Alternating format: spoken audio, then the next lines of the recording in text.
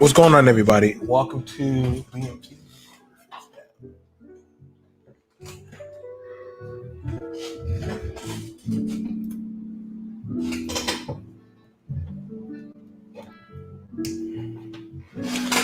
There you go. I wanted to do this discussion with you guys about something that is very important. If you are coming on in, like the video, share the video, support the content. I wanted to talk with you guys about this one because this one is an urgent one. This one is something that is going to this is going to flip some tables on some stuff that we as a people need to have the said discussion. And if we don't talk about it, then we're going to fall by the wayside. And like I said, I never want it to be a time where our people can be hurt, harmed, killed. What's going on, Cynical? Shout out to you for also sharing and getting information to me. Thank you, brother. But here we are. And I'm putting out the information because I believe that this is something that we definitely need to have a talk about. It's all fun until we overlook certain stuff and it gets out of hand. And people get harmed, hurt, or killed. And God forbid anything like that happens. But here we are. And, you know, I don't want no harm to happen to my people or to people like me. But we do know that there are stuff that is underway. So I normally don't get too in depth with this kind of stuff, but I feel like it's fair for us to have the said conversation. And so we shall. So we shall. So the first thing is an urgent message that was sent out to minorities in tension with firearms and militias. And we're not really, it's not really being spoken about by the news, because the last thing you would want to do is cause a widespread panic. That's the last thing you would want is a widespread panic. The last thing you would want is people running about killing and doing random stuff when they freak out and they panic. But here we are right now where these things are coming down the pipe. And the best thing I could probably tell y'all is to brace yourself and actually start to prepare for whatever may come to be. Even if you don't have, I'd rather you do have and prepare than not to prepare at all. And what's happening is that I went out on a reconnaissance, and I'm going to show y'all the video. I also want to put out the link in the chat. StreamYard now allows us to have 10 people on the panel. And if y'all have any questions, I can answer them. So let me go ahead. Let me go ahead and answer the said stuff that came up.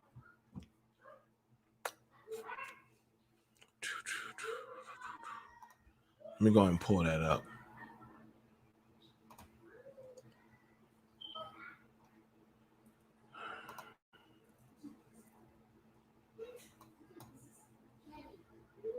I apologize about the wait. Let me go ahead and grab the brother.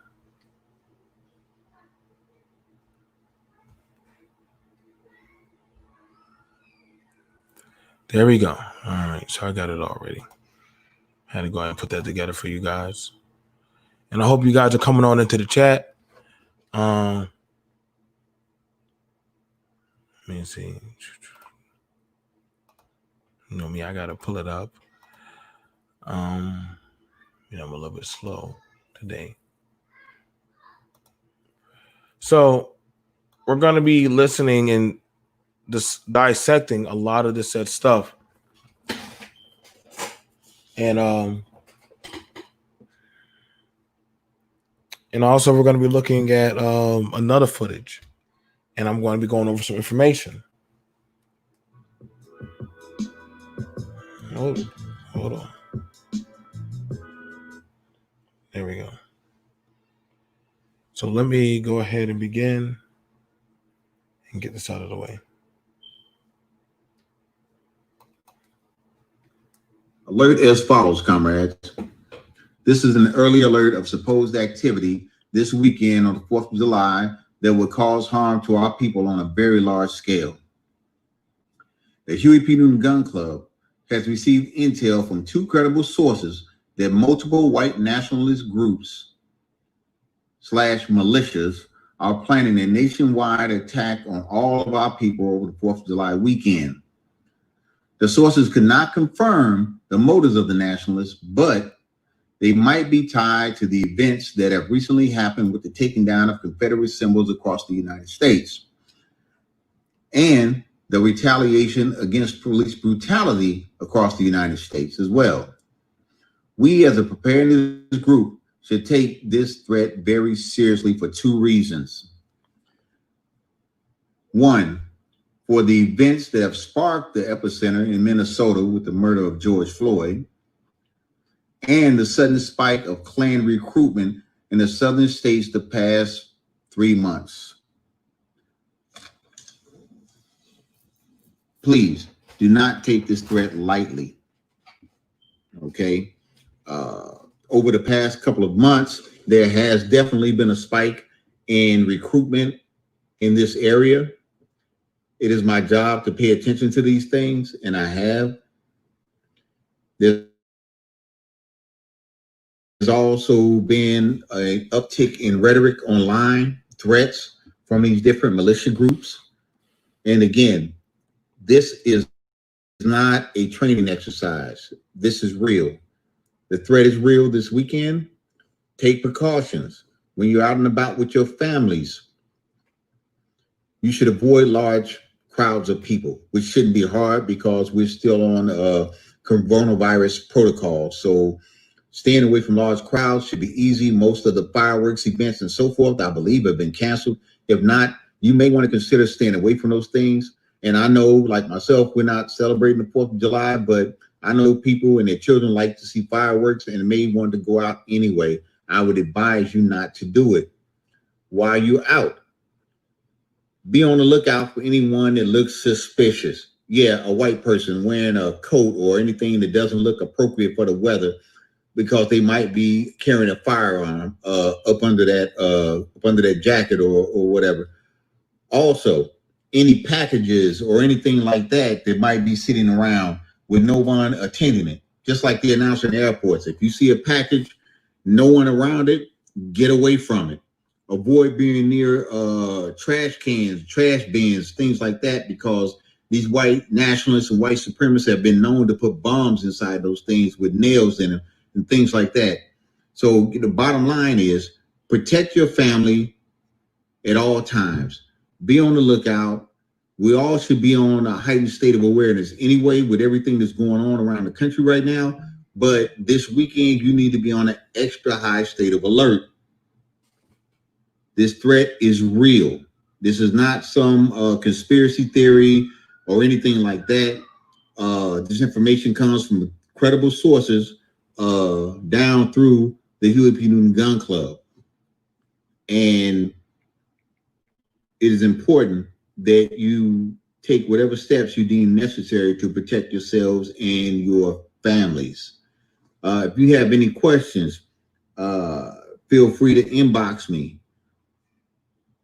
This weekend, I will be available. I will be in town. I was planning on going out of town, but I will not. I will be in town the entire weekend.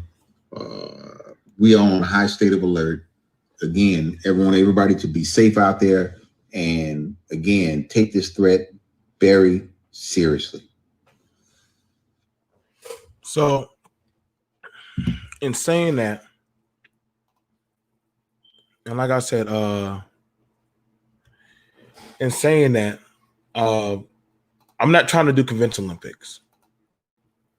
I'm not trying to. Welcome everyone to the chat. Peace to everyone who's coming through. I didn't just up and jump on this. Y'all know I'm one of the very few content creators who also goes over firearms, cleaning, selling, and buying, trading ammunition. So I wanted to go confirm things for myself. So I started to call around and I started to make my own, methods of moves. So let me go ahead and pull it up.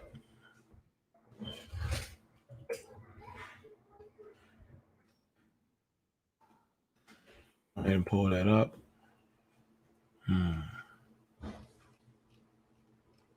Let me go ahead and grab that.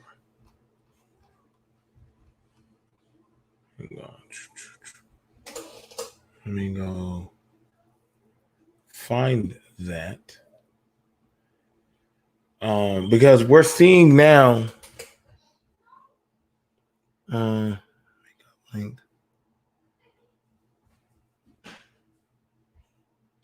Okay, so I see people are hitting me up because they want in on it.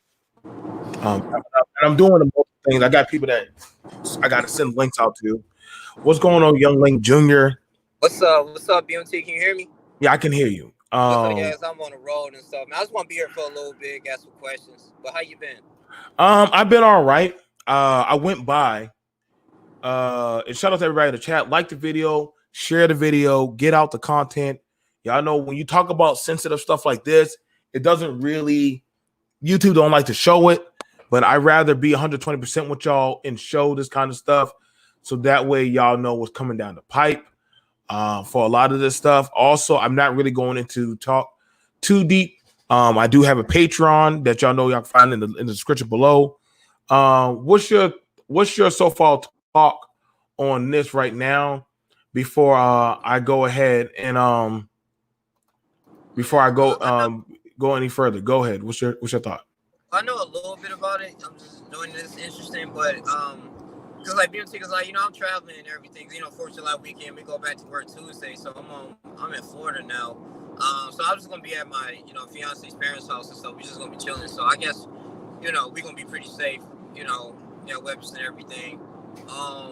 So I got some boys that's going to like Six Flags and stuff like that, bro. You know, it's like, so you like has like boy parks like that. You know, I guess just for this weekend, or he's talking about like just in general. Like far as like places. So you're asking about, was he just talking about that in general, like at all times, or just for the holiday?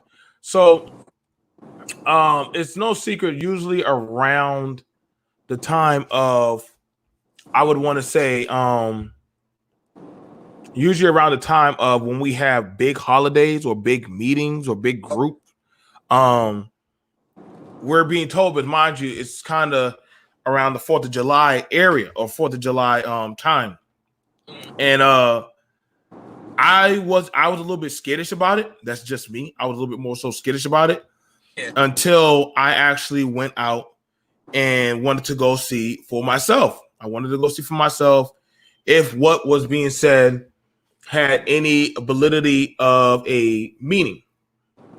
And I started to call out, because you already know I am affiliated with certain said groups as well as parties. And it started to check out. Now, I didn't want to just run off the side of the neck with just what other people say. I like to go do my own. Yeah.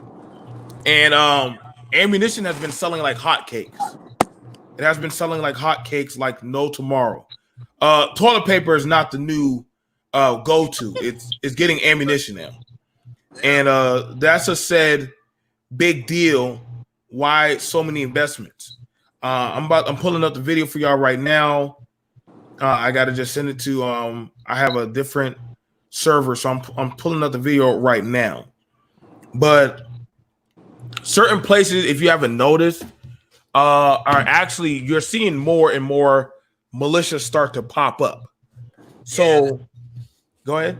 I feel like that, because they're undercovering for like this, you know, like I said, the George Floyd protests. I think that's when the majority of the stuff going on as far as like the riots, and he's hiding behind that. So so more militias are starting to pop up, and the thing about it is, it's even just speaking on that. Hang on, let me pull this up.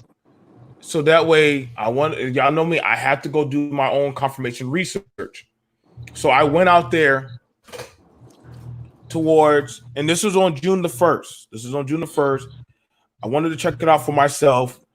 This was me at the Ammo Depot store. This is a store where you could go buy a certain type of ammo and stuff. In less than one day, $247,000 worth of ammunition was bought by certain specific buyers. Now, you and I and the Shell know right now, what did the government say about buying ammunition? What did they say about that? What did the government say about ammunition buying? I'm looking at that.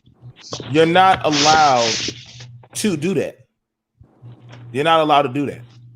But somehow, certain ammunition that I know is regulated, that's supposed to get regulated, is not getting regulated. Like, you see that whole damn, somehow there's no way you're gonna tell me all the Full Metal Jacket armor piercing round just somehow got bought like that. No. You gotta have a certain clearance to buy a certain amount. Either that or SLED or certain said groups are supposed to be knocked to your door. I was touching the sign where it's telling you you're only allowed so much. But certain ammunition is being bought like hotcakes. Now, I was like, okay, maybe that's just coincidence. Okay. I said, maybe it was just a coincidence for that. The next thing that went on to happen, right? The next thing that went on to happen that I went to go look into was the weaponry.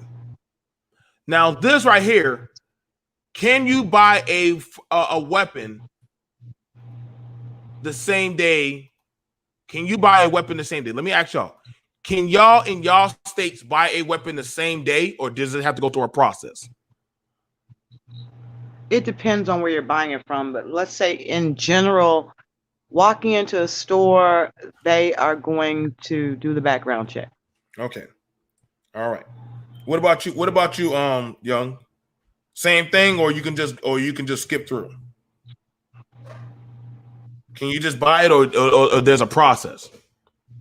Because here, pause. All the heavy tech machinery, bought. And I was like, what the fuck? Hold up, dude. Like, I was amazed, but I'm like, damn. Like, we didn't even have the said bid and auction for that. How is this stuff just getting pulled? Like, how is it getting pulled? When I say they are pulling, now all those are automatics. Those are all automatics up there. That's automatics right there. Automatic submachine gun, don't judge me. The South, we're different about that. That's why I'm not worried about somebody running down in the South and saying they're going to conquer. Oh my, good luck. There's just too many gun nuts. But all the automatics during COVID just got bought up like hotcakes. Just did. I mean, it got fueled. It just got fueled by the couple up in St. Louis. I mean, literally, it is the most bizarro thing that I've seen, where people come running out of a mansion, waving a gun with their finger on the trigger, screaming and yelling at people because they're in their gated community. Right. And these people, again, I mean, I'm going to say it like this. There are people out there who know how to do dog whistles. Both these people are attorneys. They are, believe it or not, good old Dallas roots here. They went to law school here, so a lot of people know them. They're liberal. They represent police brutality victims. So for them to come running out so fearful of peaceful protesters, as they now claim, right, heightened up something in the lower economic ranks that it didn't heighten in the upper echelon ranks. So I'll put it to you like that. The protesters were coming to protest the mayor of St. Louis. She lived in a gated community. The gated community has a walk-through gate that is open during the day. Someone who lives in that community, many of the people who live in that community have written an open letter condemning the actions of their neighbor. They said that the peaceful protesters were welcome in their neighborhood to protest the mayor. So it's a mess, but a lot of poor people are like, I better get a gun to protect my property. That little cardboard box that I got because I'm a nighttime janitor at Home Depot. Mm-hmm. There are a lot of people who didn't have to go to work because they were non-essential.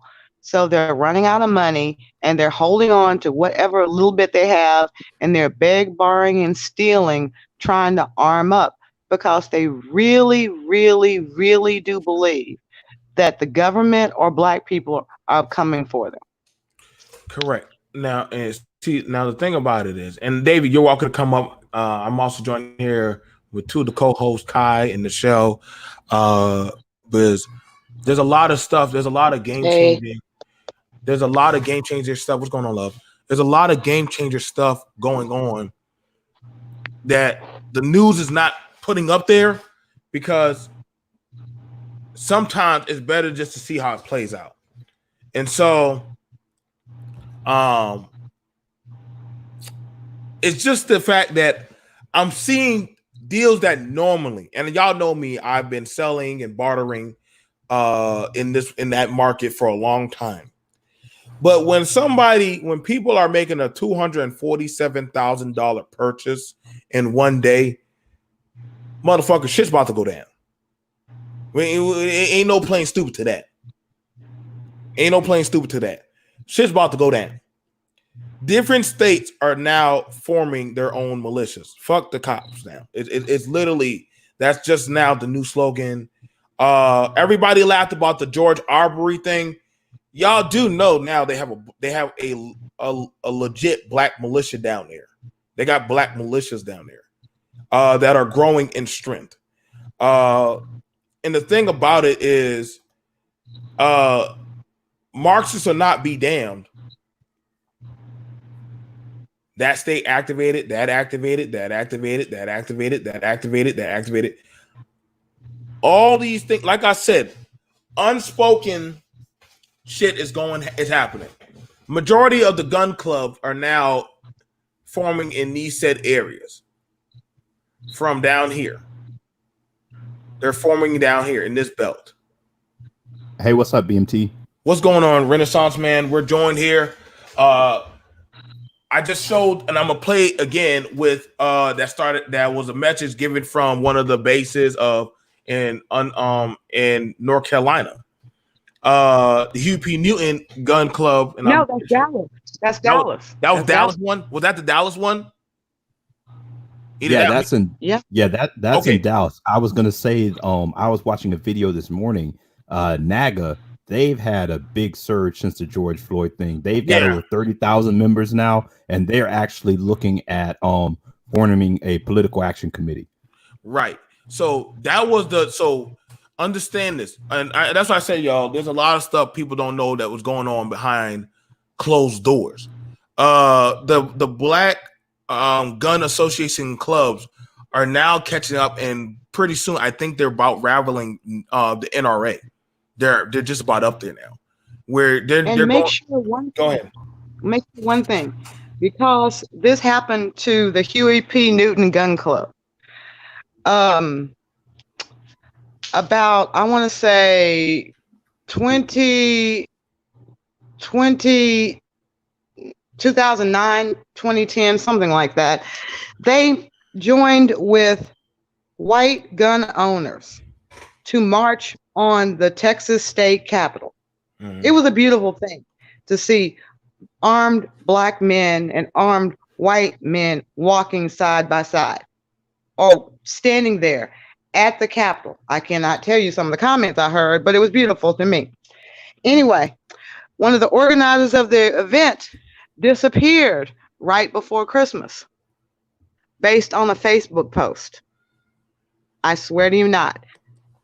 He was picked up as a terrorist and kept from December until almost March. Black identity extremist. Oh, damn, boy. Yeah. Like, it's like I said, I'm not going to say that a lot of these groups are perfect. We do have these snake cells, and as you want to call it, someone was like to label them. Before I pass it over to Kai, I'm gonna show y'all this one video of one of these said groups. Let me see, do I have it? Okay, hang on, let me make sure I got it right. But while I'm getting up, Kai, what's your thought?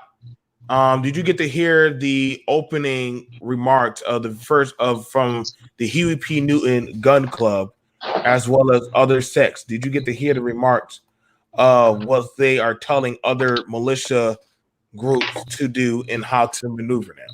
Do you think that's problematic, or do you think that is something that there is stuff going on behind closed doors that are?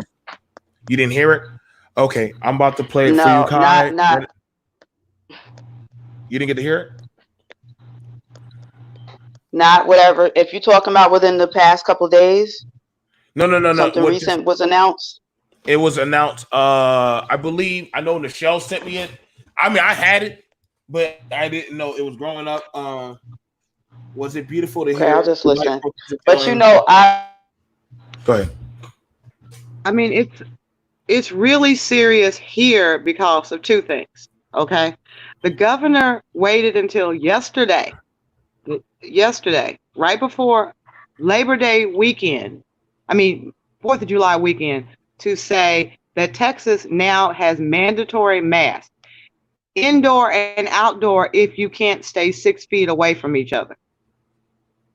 So understand the tension that so many people are already feeling about the protest, about the lockdown. People are having time. They have too much time on their hands. They're plotting things. I mean, I'm a Black woman where people are boldly posting that if a Black person got behind my car, I'd run them down. Goddamn. We want to hang on, let me pull it up. One of the catalysts was was the Ahmaud Arbery. That I would want to actually say they were before the George Floyd started, cooked up the riots. The Arbery to me, and I'm gonna pass it right. I think Kai's back. I want to also, but like I said, to me, I'm gonna say it like this: Arbery just cooked up more signing towards the militias. Trump started it. Trump's election started the surge in Black gun ownership. So. Yeah. Trump. See, we went. Oh, that's a big one. Like I said, that was a big one, and it just sped up. So let's go ahead. Let me go ahead and show y'all what is going on in the stalemate of the Carolina. Y'all meet up real quick if y'all have to. Let me go ahead and play this for y'all.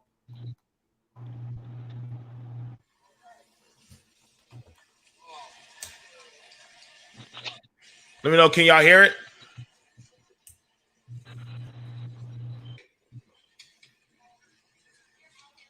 Can y'all hear it? Oh no, it's kind of low. Yeah. All right, let me fix that for y'all. I'll fix that for y'all. You know, two shakes. I can easily fix that. Boom, boom, boom. Let me go ahead and try that again for y'all.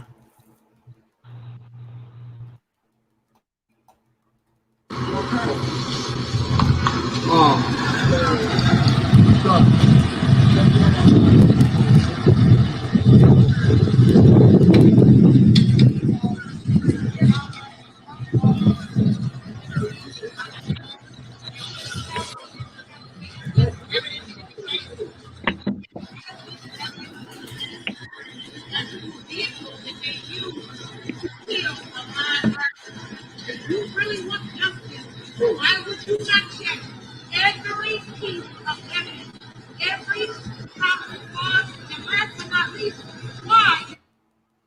So right now, what we have going on, and like this is outside. So there were Black militias at the McMichael's homes.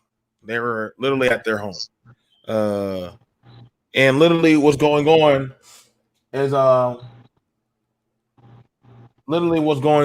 that we're seeing that this is happening more and more.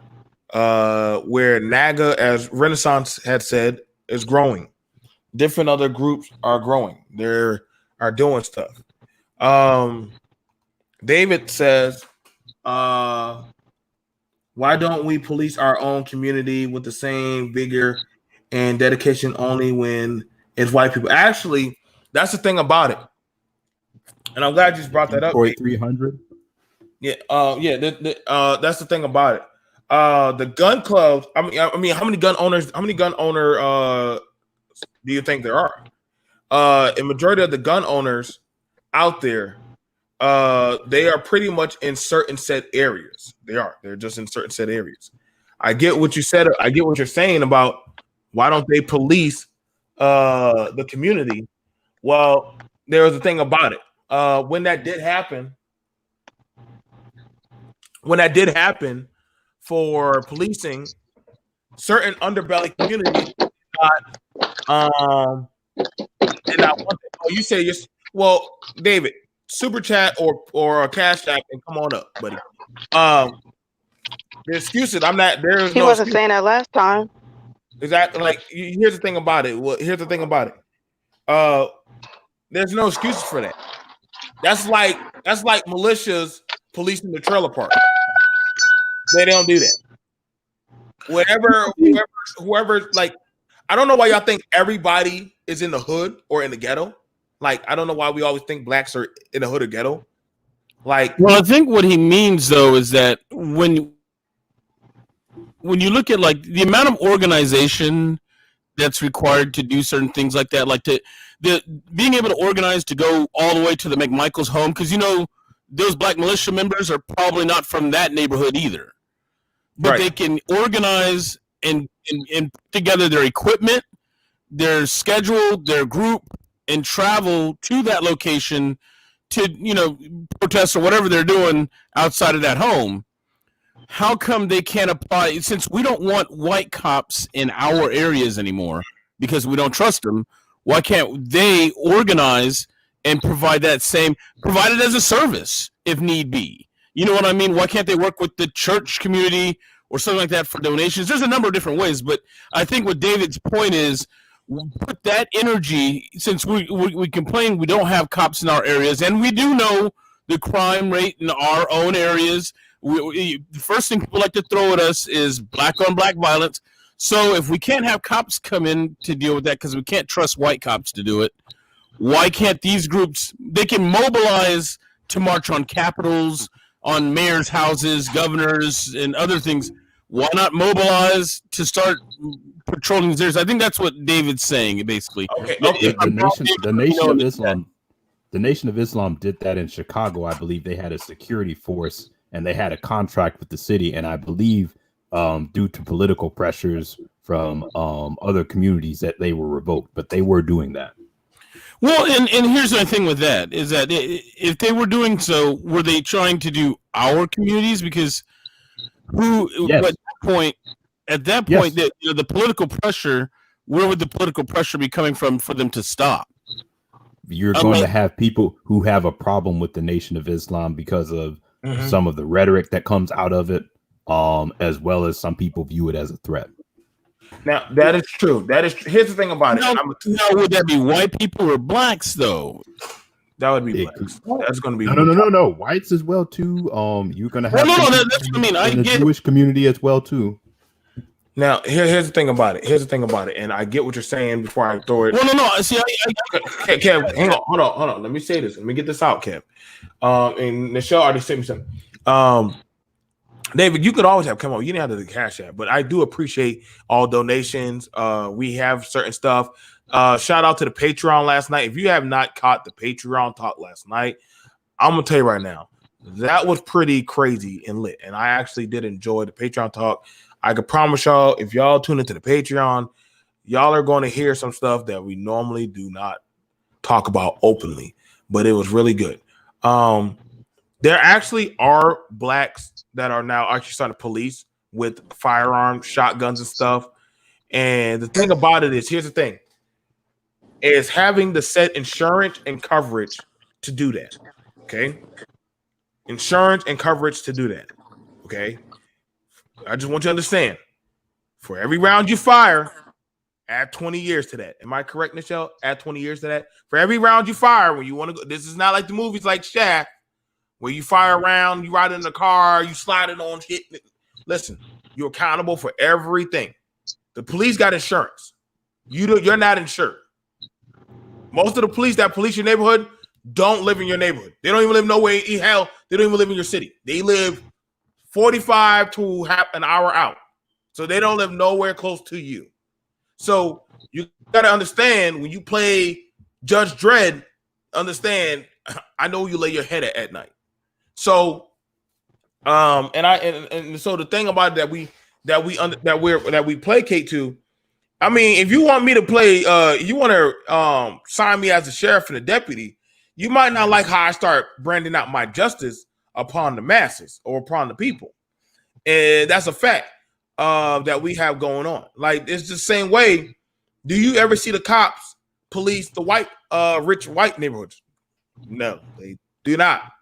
But I pay you to go police everything else. Don't tell me and my butler how to drive our go-karts through the yard. That's the HOA's job, not your job. You get the hell out. So I don't really see those types of the same types of policing going on. Like, you just don't. So I just want, like I said, they do have it where these things do happen. But again, you got to understand that it's like, I agree with David said, well, go police yourselves. And that's all said and good. But do you have the same coverage? Do you have the same liability? Something were to go happen, you don't have the immunity. You don't. But see, that's where social contract would come in, because all of these things, even the police department, sheriff's departments, all of those exist via social contracts. So if we as the black, and what I'm talking about is we as the black community, and I'm just playing devil's advocate here because it's an interesting conversation. But if we as a community want to rise up, we would have to re-examine as a community if we want these types of groups, how to organize, what agreements under, of what's enforced, the law, the oversight. That it's all social contracts that would just have to be hashed out. But I mean, we can organize all manner of things when it comes to churches and local groups. But when it comes to our safety in communities, I mean, you have aldermen, you have local community leaders, but when it comes to something like security, that's just handed off to the police, and sadly, like you said, white police who don't even live in your community. And so if we're serious about it, go ahead, Renaissance Man. No, I was just going to quickly add, you still have to also look at the fact that you're still going to even if you did take that route, you're still going to have to interact with the criminal justice system. Okay. You're still going to have to deal with the police, because even after you apprehend someone, you're going to have to turn them over. And we've seen even in police custody that there have been issues as well. So even if you went that full route of policing your community, you're still going to have to deal with the criminal justice systems and the problems that we have with it as black people. Now, let me get it up to Red Pill, but Red Pill Finance, he's been up here for a while. And we also have Robbie, and Michelle sent me something that I want to go over, and I definitely want to get it back to Kai. So Red Pill, Robbie, Kai, and then Michelle's going to go over that topic. Go ahead, Red Pill. Let's go. I'm going to have to go. Hold on, what is the exact question? Pretty much, we're seeing it now we're seeing it now whereas to an urgent message was put out by the Huey P. Newton Gun Club. It was put out a few minutes, well, actually like a few days ago. A lot of people haven't wanted to talk about it. I have decided to go over and talk about it. They are a widely recognized gun club. They are very tactical, and literally they put out information that they told a lot of blacks. I don't think Kai got to hear it, or a few of y'all, but I want your set thoughts on this right here. Alert as follows, comrades. This is an early alert of supposed activity this weekend on the 4th of July that will cause harm to our people on a very large scale. The Huey P. Newton Gun Club has received intel from two credible sources that multiple white nationalist groups / militias are planning a nationwide attack on all of our people over the 4th of July weekend. The sources could not confirm the motives of the nationalists, but they might be tied to the events that have recently happened with the taking down of Confederate symbols across the United States and the retaliation against police brutality across the United States as well. We as a preparedness group should take this threat very seriously for two reasons. One, for the events that have sparked the epicenter in Minnesota with the murder of George Floyd and the sudden spike of Klan recruitment in the southern states the past 3 months. Please do not take this threat lightly. Okay. Over the past couple of months, there has definitely been a spike in recruitment in this area. It is my job to pay attention to these things, and I have. There's also been an uptick in rhetoric online, threats from these different militia groups. And again, this is not a training exercise. This is real. The threat is real this weekend. Take precautions. When you're out and about with your families, you should avoid large crowds of people, which shouldn't be hard because we're still on coronavirus protocol. So staying away from large crowds should be easy. Most of the fireworks events and so forth, I believe, have been canceled. If not, you may want to consider staying away from those things. And I know, like myself, we're not celebrating the 4th of July, but I know people and their children like to see fireworks and may want to go out anyway. I would advise you not to do it while you're out. Be on the lookout for anyone that looks suspicious. Yeah, a white person wearing a coat or anything that doesn't look appropriate for the weather, because they might be carrying a firearm up under that jacket or whatever. Also, any packages or anything like that that might be sitting around with no one attending it. Just like they announce in the airports, if you see a package, no one around it, get away from it.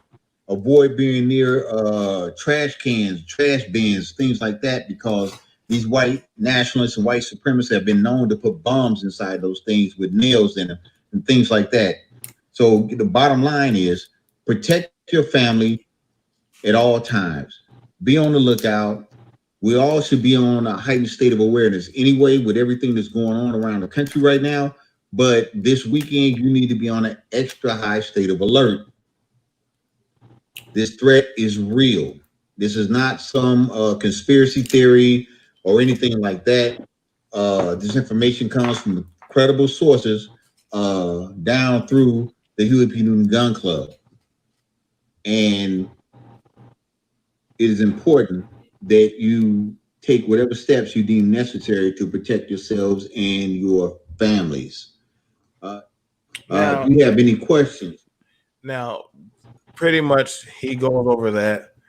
Now, I do have a little bit of an issue where he's like, just watch out for just white people.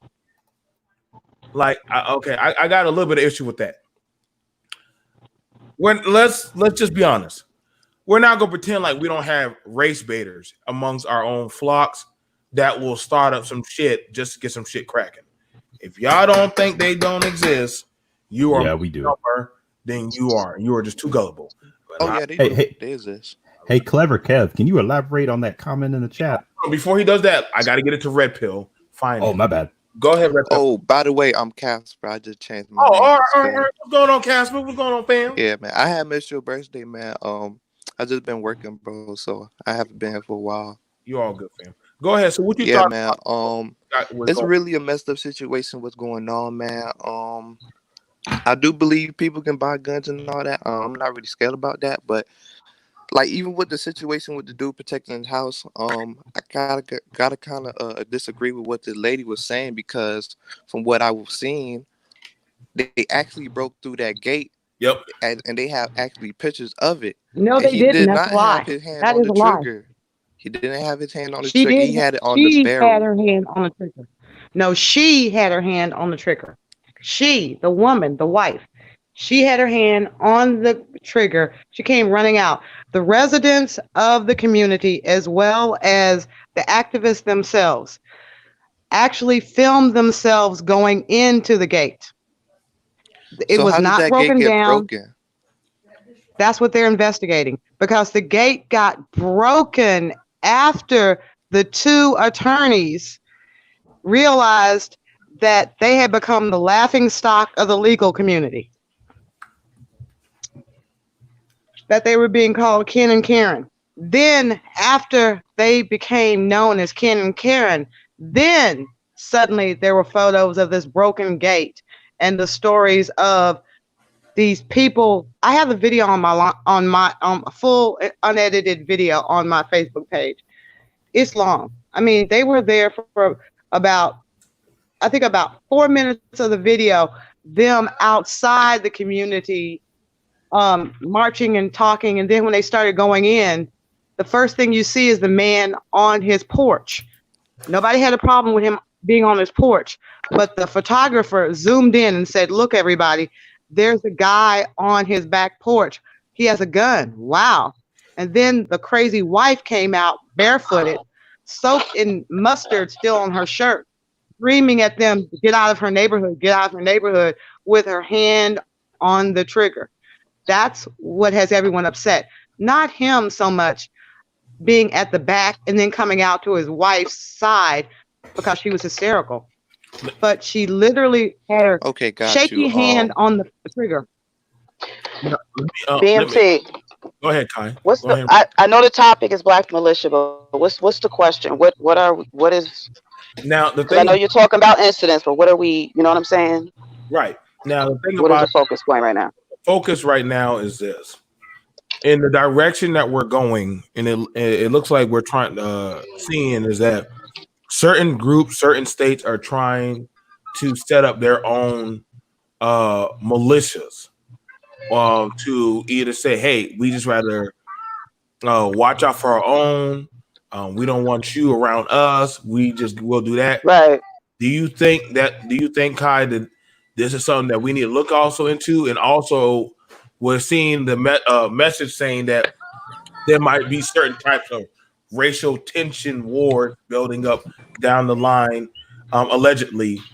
What's your thoughts on that? Do you think that's also possible?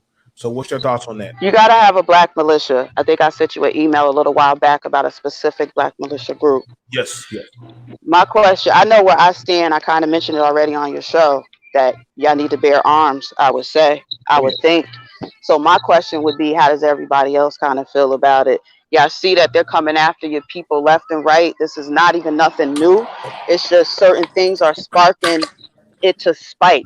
You know what I'm saying? So it happened again not far from where I grew up at.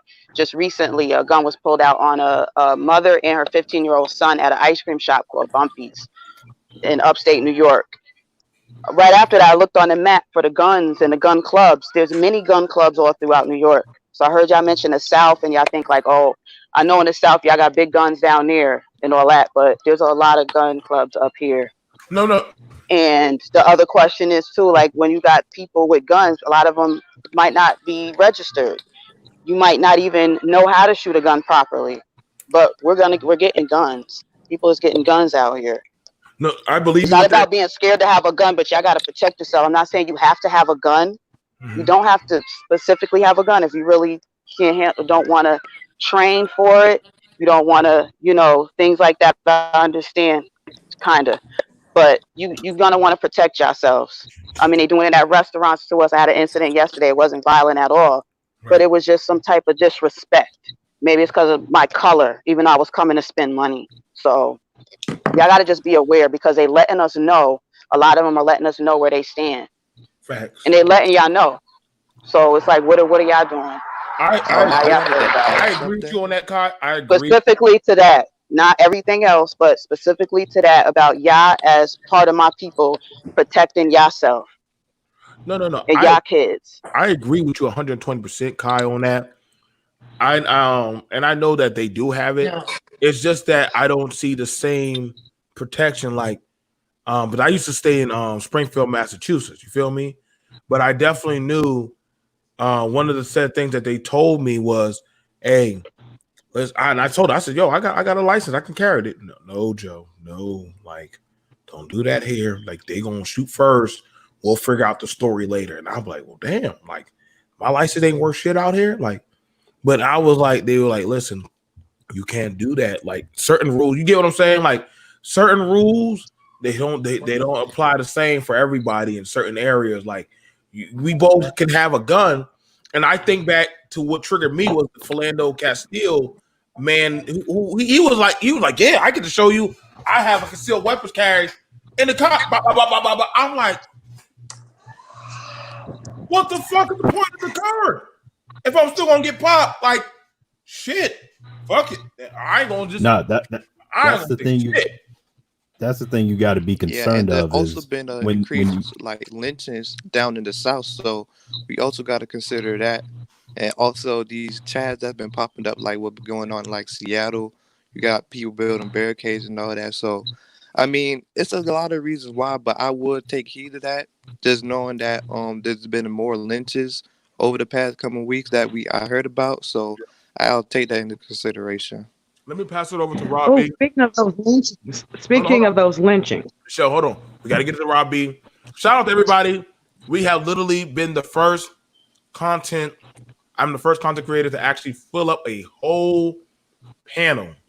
Everybody, literally. Thank y'all. Y'all did this 10 plus. We literally did a 10 plus challenge. Everybody else has been trying to do it. Fantastic came close. He couldn't do it. Everybody's been trying to do it. I did it first. So, thank you. Thank you.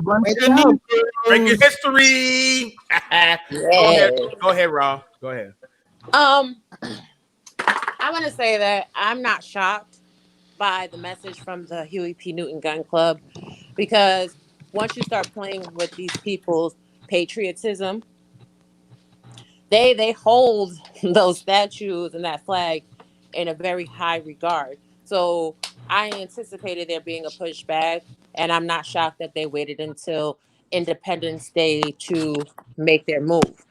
We definitely need to have arms. I completely agree with Kai.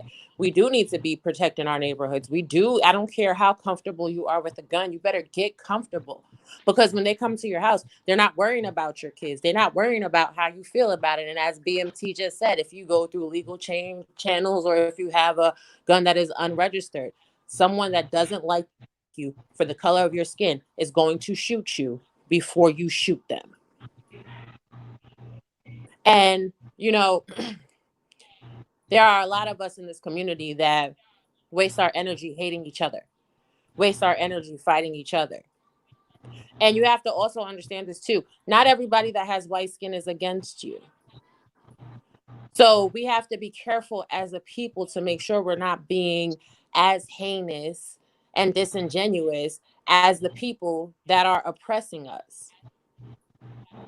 You know what I'm saying? It's a lot, and it's crazy, especially when you're raising kids in this type of climate, that this is a thing you have to be afraid of. Damn, I can't take my kids out to go see fireworks if they have them somewhere, because if we go and there's a large gathering, we might die. This is America. Don't let them catch you slipping.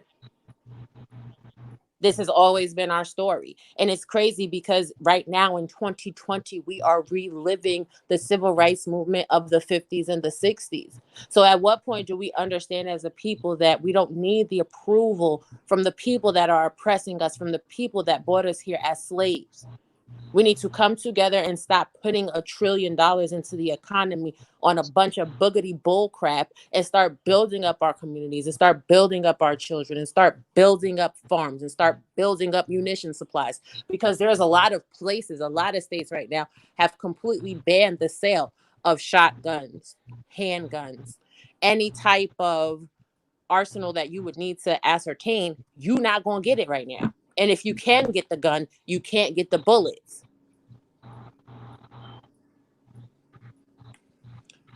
It's just, it weighs heavy on my soul every day. It's a lot. It's a lot. Well, I know I'm going to say something. I have to earn my keep. I have to tell y'all about the law to be careful about. I know we're talking very openly right now. Yes, ma'am. We're talking very openly. But Rakeem, Balogun, Balogun, I never could say Rakeem's last name. In 2015, Rakeem participated in a public rally, a march on the Texas state capitol to encourage all Texans to vote for open carry, that everybody, black or white, could openly carry a gun in the state of Texas. No permit required, constitutional carry. In 2018, he was arrested by the feds for his participation as what do they call him exactly? Bulgum, who lost his home and more while incarcerated, is believed to be the first person targeted and prosecuted under a secretive U.S. surveillance effort to track so-called Black identity extremists.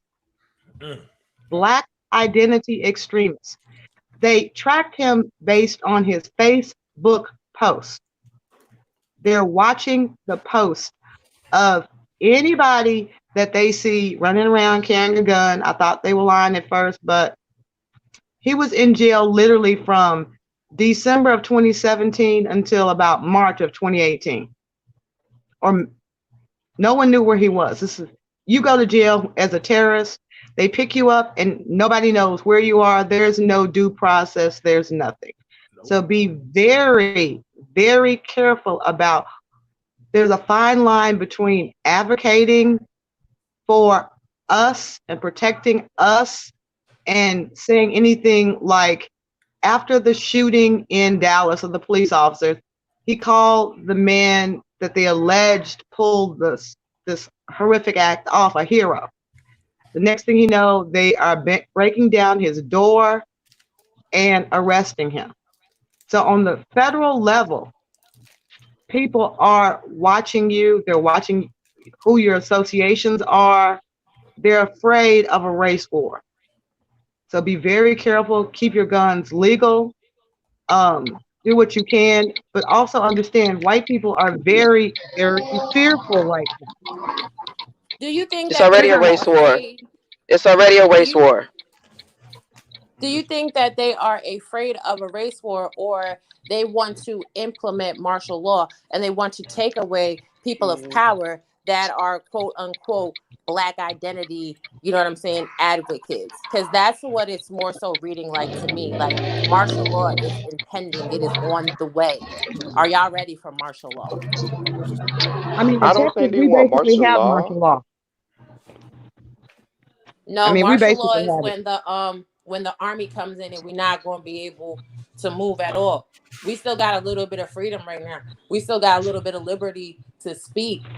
I have heard interesting reports from Q Anonymous that we're going to have internet outages, that we're going to have these cell phone outages. We're not going to be able to get messages to one another. We're not going to be able to talk to one another. That's martial law when they lock us down that way. Like I said, the main. Well, they've already had the phone outages here in Texas. I don't know about other parts, but we were down for a day. Like I said, and the thing about it is this. All I'm saying is that everybody is forming their own little goddamn Power Ranger Yu-Gi-Oh team. Listen, before COVID even hit, I already had me a team.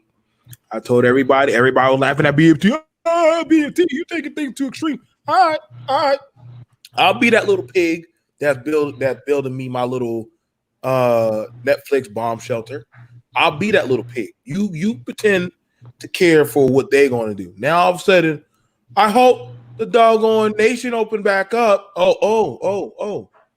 Mind you, BMT. before that happened, who came out there? Them damn crazy motherfuckers with guns came out. You like, damn, where the hell all these people came from? Oh, you thought that they just disappeared? They came out and went to the nation state capital first before you got up there. And they said, open it up now. So that confirmed to me, like I always knew, he who has the sword gets to make the rules in the land. Fuck talking, fuck being nice, get a sword and go out there and live your life. God bless. But BMT. That's how this nation works. I gotta say one thing with that though, with people who are thinking of forming or joining up, we can't be so reactionary in the sense of the answer just to get guns. I believe one person on the panel talked about, getting land and food, and it's a whole mentality that has to go with it that it can't just be the man with the sword, because the man who controls the food also has a say in how the world works. The man who can control money has a say as well. So you got to have all your things. It's not just a matter of I can learn how to go and shoot and I'm good. No. See, that's good. That's true. Yeah, exactly. The man who controls the water, who controls the power. Master Blaster runs Bartertown. Remember? Yeah. Let me go ahead and pass it over to David. David, you came back from Valhalla to tell us of your blessing. David, are you there? Okay, David's not here. That's the first time. Now, one of the things I want to say is that's true.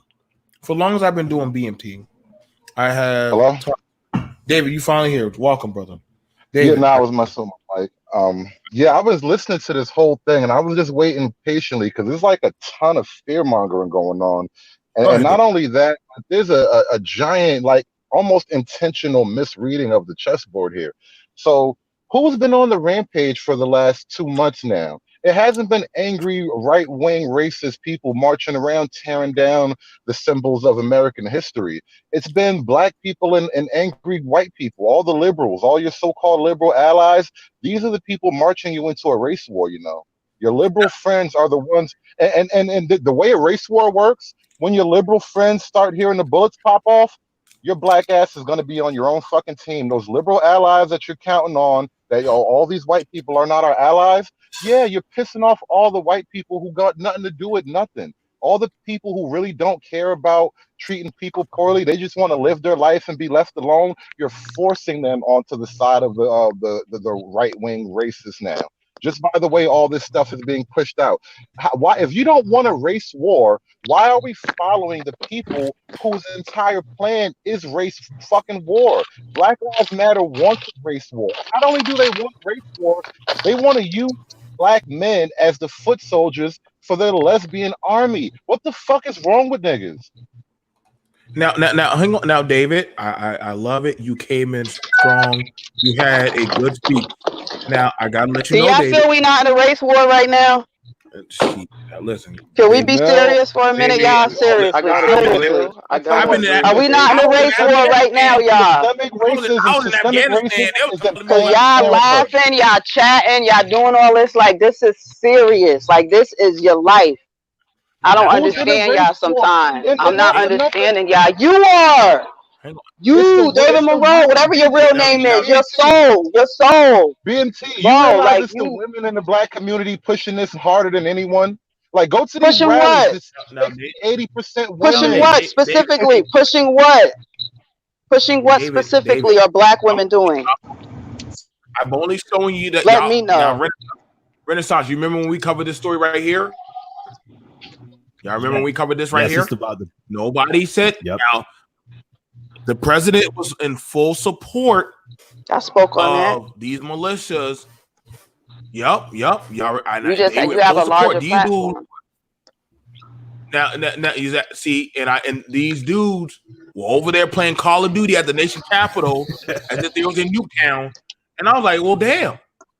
Like they were down there. No mask on. They took their mask off to spit as they yelled in the other white officer's face.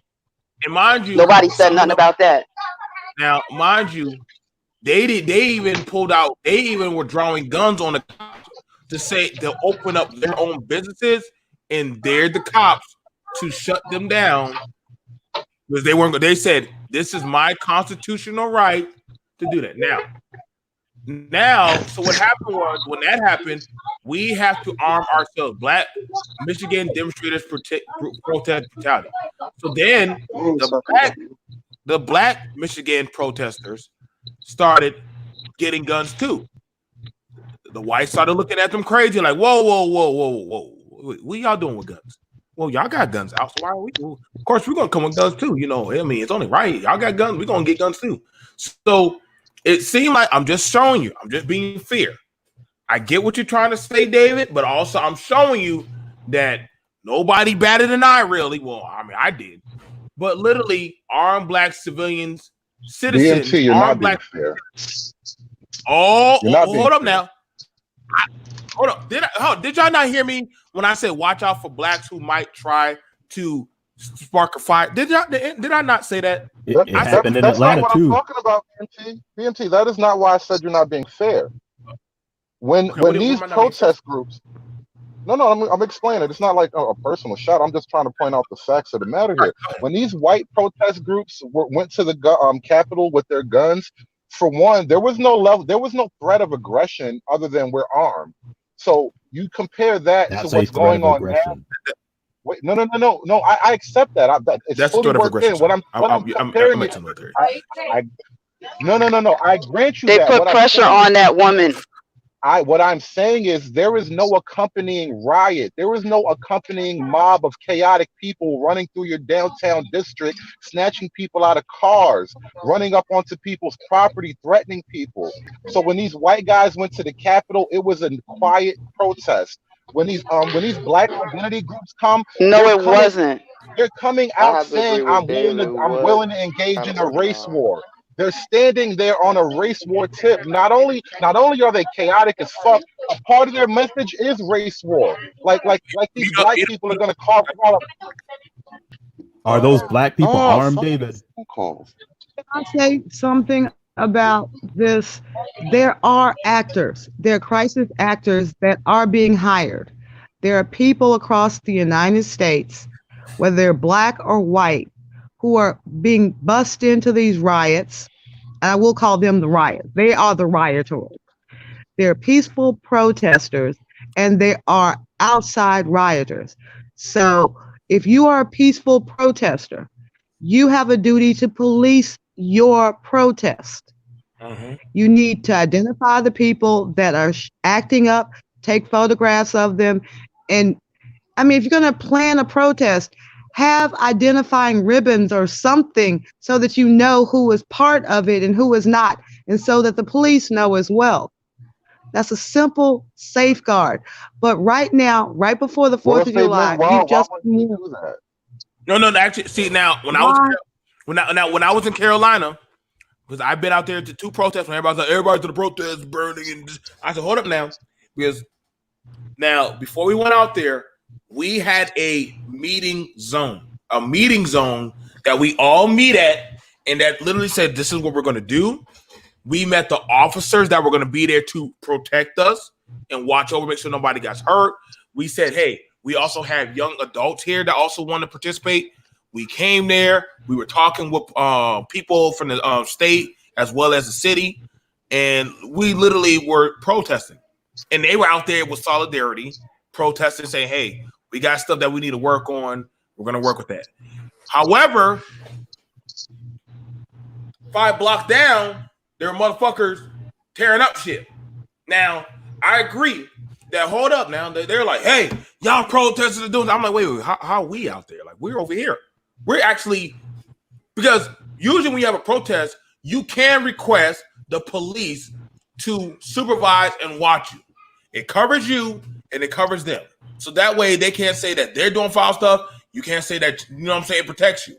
But if there's somebody's over there, I'm gonna be like, yo, bro, we don't know who that is. So if y'all go over there and you fuck them up, that's on them. Like, I don't know, because literally we right here actually trying to make deals to actually get certain policies in place. That you guys realize these are the only peaceful protests in history with a body count.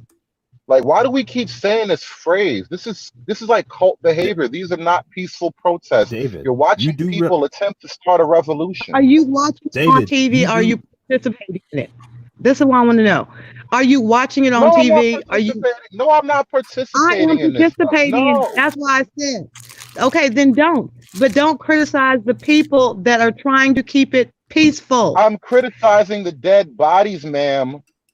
David, okay, we said that there were instigators. We've said that. Right. We've said that. So it's no need to continue to say, why are you black people doing this? I've constantly had to explain to Republicans, please understand that there's a difference between, you're asking me as a black woman, do you support Black Lives Matter? Yes, I do believe Black Lives Matter. No, black dogs. No, stop right there. I know the phrase is catchy, Do you support the movement and everything it stands for? The actual group No, that's called what I was Black about Lives to Matter, say. not those three words. Excuse me. So why are you Just marching like in solidarity with these people? You don't support their because movement, but you're marching in solidarity with them. No, I'm marching in solidarity for Black Lives Matter. But they don't matter to these people who run this group. This is the problem, and this is why people are so fucking quick to get caught on a bandwagon, because it's a catchy slogan, and people get Okay. you know, literally people get fired for in disagreeing with the Let me phrase say- Black Lives Matter because it's such a political issue now. That man, that Ken and Karen Barbie with the mansion in the gated community, he got fired from his job because he stood up to the mob. This is why the race war. He works also. He also works at a university. He was defending his property on his own private property against people who had no right to be there, sir. They weren't on his private property, David. Here's the thing. He was on his own property, and those people had no right to be there. Now I'm gonna show you. I'm gonna show you. Hang on. I'm gonna show you this. I'm gonna show you this right here. In the CD in concealed weapons, you get a concealed weapon permit. They always tell you: is there any such thing as a warning shot? Is there any such thing as pointing a gun at somebody? Okay, so we will understand. Okay. No, well, those are two different things. Those are two different things. You can brandish your weapon if you feel threatened by a person. If you feel like you're in fear by pointing his gun at anybody. Yes. And the wife was the only one you could say that, and that's a weak claim because whoa. That's not a weak claim. That's not. That's not. No, it's cherry picking. It's cherry picking. Why are we mad at the little old lady trying to defend herself? Listen, that's what's going. We mad at a little old lady trying to defend herself. But that's going. What were they defending themselves against? Hold up. Angry what mob. were they defending themselves against? Angry mob, ma'am. An angry that mob. Mob was not angry at them. I'm sorry. That when they walk mob through the was not. neighborhood. Wait. No. Neighborhood association has condemned them. Can I ask a question real quick? Can I just ask a question real quick? Too, you know. Go ahead, Clever Kev. I want. Okay, let's imagine the video differently. Let's imagine it was a black neighborhood with a black property owner, and the Klan decided to come march through because they were going to go to somebody's house, and they're passing through the gate, and they're doing exactly the same thing as the people in the video. They're not being threatening. They're just marching by in their white supremacist regalia on their way to somewhere else. And he comes out brandishing his firearm. Is he guilty? That's gonna cause agitation where they're gonna feel challenged. That St. Louis couple, they have a history of pulling. It's come out recently. They had a history of confronting neighbors with guns. So this is not a one-time thing.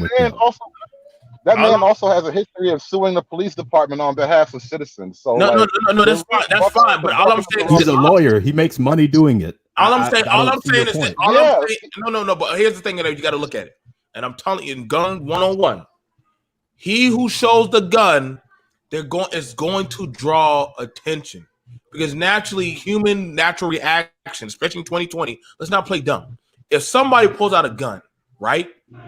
Naturally, everybody is going to zone in on that individual because now they want to know, well, why do you have a gun? Hold up, everybody. This guy got a gun. Why you got a gun? But the reason I asked that question, though, is because there's a lot of emotions going on right now on the panel. But if the situation were as I described, I don't think the same people that are arguing would be on the sides that they're arguing for right now.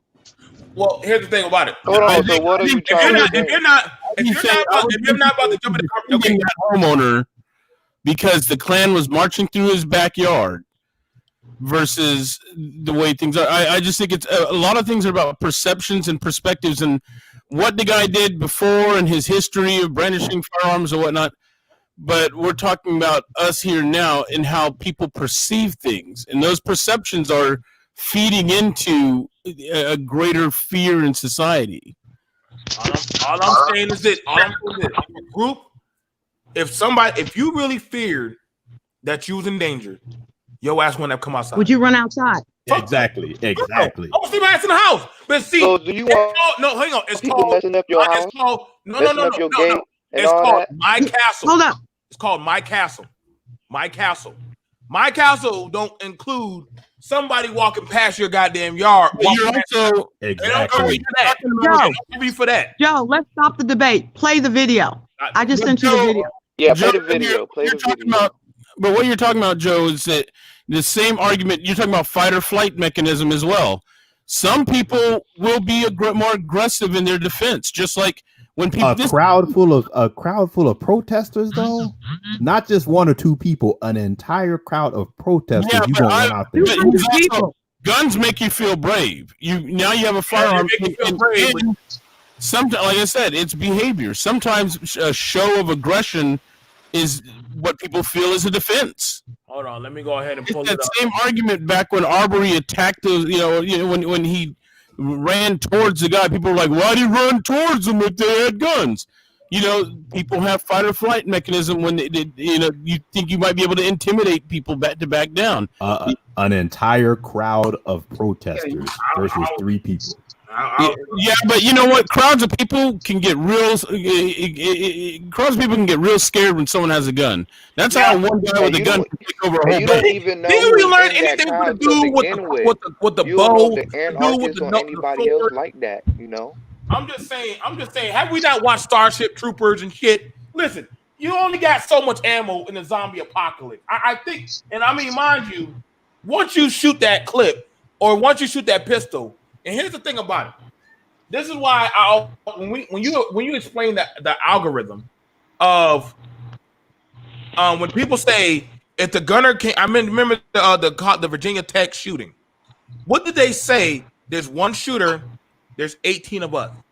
If we rush him, guess what? One of us is going to get to you. Now you really, because once we get to you, nobody rushed him. Oh, this is my keyword. Keyword now. Keyword. Because people are afraid to be the one to catch that bullet. You're right. If we all charge, we'll get him. But how many of us are going to get got before you get to him? Nobody wants to be the hero that takes the valiant bullet so the others can get to the guy. And that works. I hear you on with that. 9/11. I hear you with that. 9/11 proved differently. The goddamn dude with the goddamn Laura torque bow proved differently. The guy with the goddamn sword. It's like nowadays individual people, and mind you, 9/11. Yeah, one plane they fought back. The other 3 they didn't.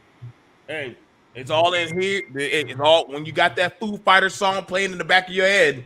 You'd be surprised what you might be able to pull off. So let me go ahead and just show the audio. I ain't gonna have no audio with it, but I'm just showing y'all. So there they are. Oh, so somebody open up the gate. Who's the guy with the suit on? That's a nice suit. Okay, so are they walking around? Okay, so whose house is that? That's a nice house. God damn, who's that? Is that the ex-mansion for Charles Xavier and some shit? Okay, so that's the lawyer. Okay, that's Ken and Barbie's house.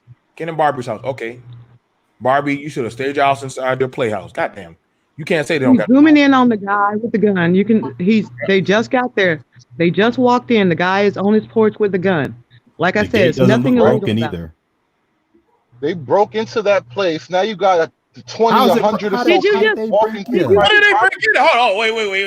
Hold on. Okay, We just watched if you're not allowed, He has been whitewashed into a narrative. Walk through the gate. BMT, hold on. BMT, if your front door to your house is open, can I walk in? That is still. Can I ask you a question? Trespass. Let me ask you a question. Wait a minute. Whoa. Wait, let me ask you one question. You're assuming that the nicely dressed black man did not live in that neighborhood because the letter from the homeowners said that the gate was open and they had been invited in. That dude is wearing a whole suit. I ain't never seen somebody in a mob wear a suit. God damn it. That dude wearing a whole suit. Are we gonna ignore the guy with the whole suit on? Like that's literally, that's the sidewalk, right? That's the sidewalk. That's the sidewalk right there that they're walking going. So they're not actually in the yard yet. That's the sidewalk. They were never in his yard. They were never on their property. Right. That's a sidewalk right here. Hold on. Let's shout out to Michelle for that. That's a sidewalk. Michelle doing her job today as a lawyer or the BMT. She literally, that's a sidewalk, guys. I know a sidewalk when I see one. That's a sidewalk to a public street. So hang on. You see the street? See the street? See the cars out there? So everybody's over there. All right. So we got to. But it's not a public street if it's a gated community. Hold on. If somebody, if it's a gated community, it's not a public street. Now, Kev, if one person from the gated community allows you in, I'm sorry, that's the rule of a vampire. If I let y'all in, y'all could come on in. Not necessarily, depending on it depends on the gated community. A lot of gated communities, you have to get permission for large groups. Like you can't just throw a block party. You got to go around. You got to get it from the association of the gated community. I'm pretty sure you can't just open up and just let anybody into it. That's the whole point. Okay, that's why it's a gated community. You agree to those things like your own association. Now there's Ken right there. Ken right there with his gun. I don't know why, but he's out there with his gun, feeling emboldened. You know, he's feeling emboldened. If y'all want doggone sound, I don't know. I mean, I'm just enjoying us actually just looking at it. I guess he's screaming back with them. So did he go in the house and get that, or was he sitting? He already out had the it whole on him. time? He already had it on him.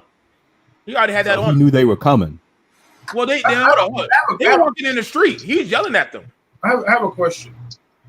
Okay, now, what is the purpose of going fucking with people?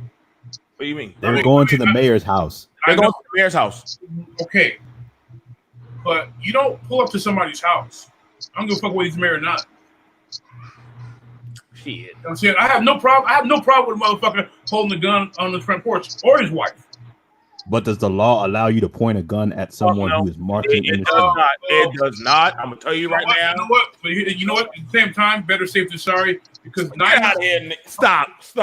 Because 99% of the people that are there to fuck with people. They don't even have a real message. Stop that.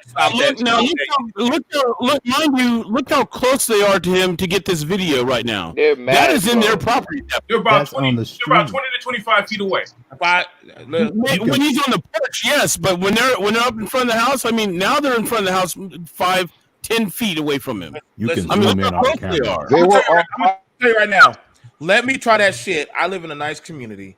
I go outside with my damn AR and stand outside in the front doorstep while the school bus or any people are driving by. I can promise you, goddamn it, I'm going to have a few cops on my front lawn. You look right there, but do you see a school bus there, Joe? What are you talking about? It don't matter. This is Black Lives Matter. It's a private street, Joe. It's a private street. Yeah.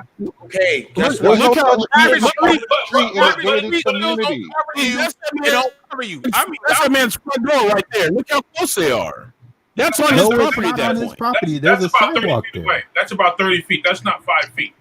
It's about 30 feet. So y'all can stop with the distance is irrelevant. They had no right to enter that entire neighborhood. That's what I'm saying. And their whole purpose was intimidation. That's the my whole purpose for being there was intimidation. And You do we mean the know if purpose of them anyone in the pointing crowd guns was at armed? people was intimidation? Yeah. Right. That's The purpose of No, the do gun you owner. know if anyone in the crowd was armed? And I'll put it like this. Show me somebody in the crowd with a gun. Show me somebody. Doesn't make any difference when you have a gun. You can have rocks. You can have any fucking thing. You don't need to know if somebody has a gun in the crowd. Show me somebody in the crowd with a gun.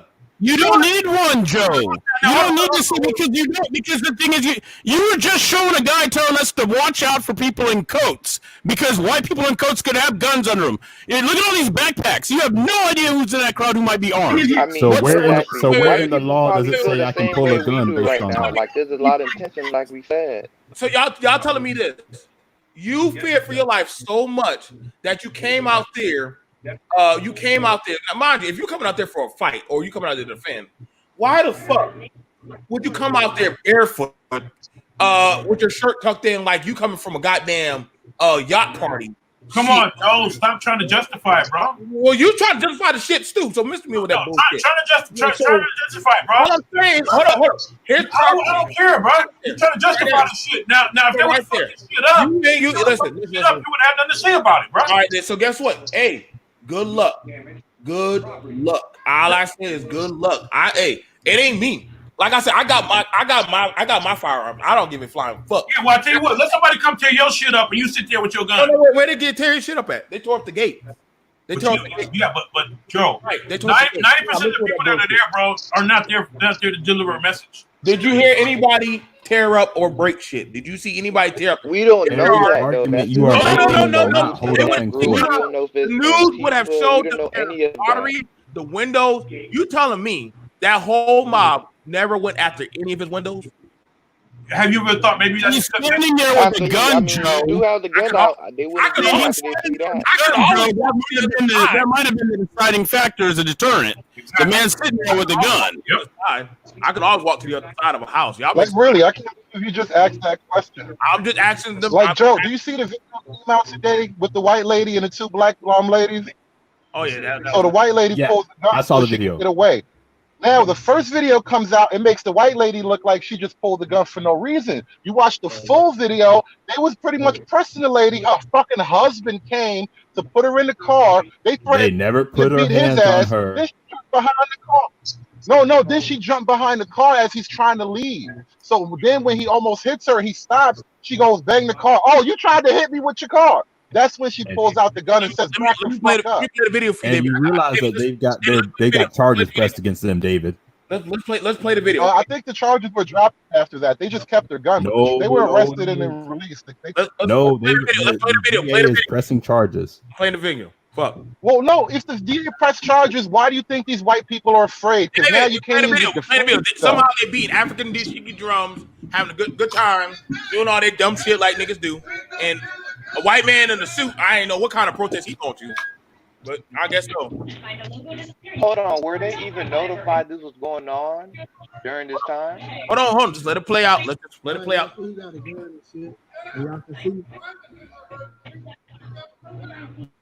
Y'all see? I'm on live, see live. He got his license.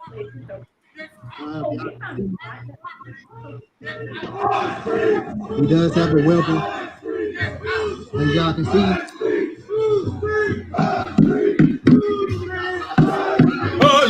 This individual does have a license.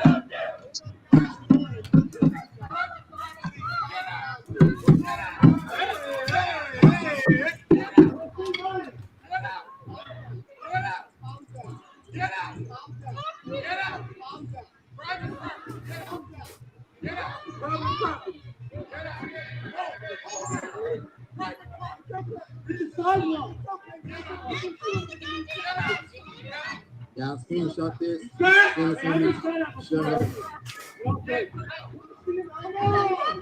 Everyone's still there.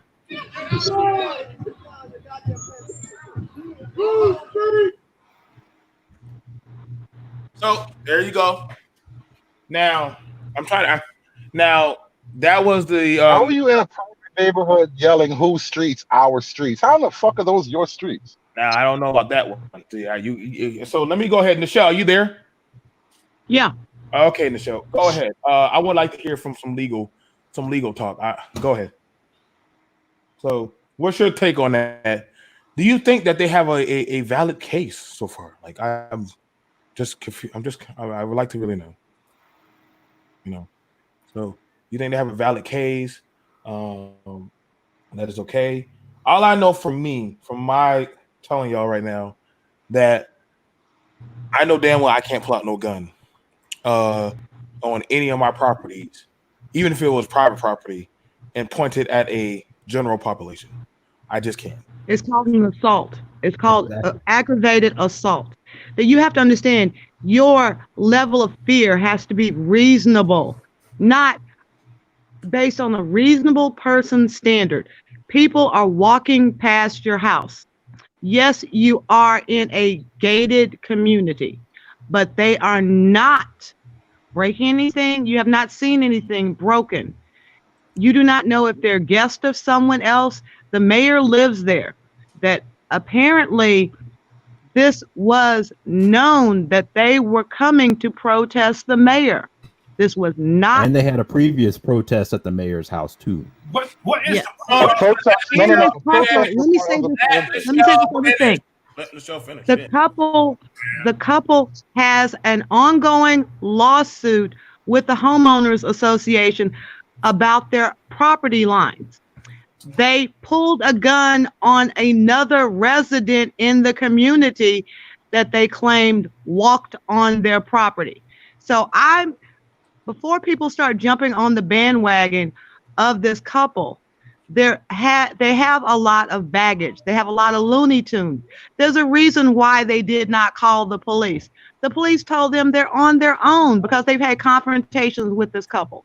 They are lawyers who have made a heck of a lot of money off of car wrecks, predominantly targeting African Americans, who wanted a crazy check, and suing the police over police brutality. These people have a reputation. So that being said, so they actually help the black community. I mean, if you're suing over police brutality, okay, just because I'm just saying, if you're suing for police brutality, I can imagine you got black cases. And not only that, but Michelle, can you explain this from a legal perspective? How do you get a permit to hold a protest on private property? No one said they had a permit to hold it on. You don't need a permit to actually. You organize a protest, you get a permit. That is a fact. In order to have an actual scheduled protest, you get a permit. How do you get a permit to protest in a private residential neighborhood, a gated community? Because the mayor lives there. Because that's the mayor of the city. That's not a permit, man. Come on, as a lawyer, that's not. You know that. You do know the city pays for the mayor's house, right? No, they don't. Exactly. They don't pay for the mayor's house. That doesn't give you a permit, though. It does not give you a permit. Bro, okay, have you ever applied for a permit? Right? The mayor changes every election cycle. No, don't change the question, man. How do you get a permit to do a protest? I said, have you ever applied for a permit? That was You're there literally changing the question.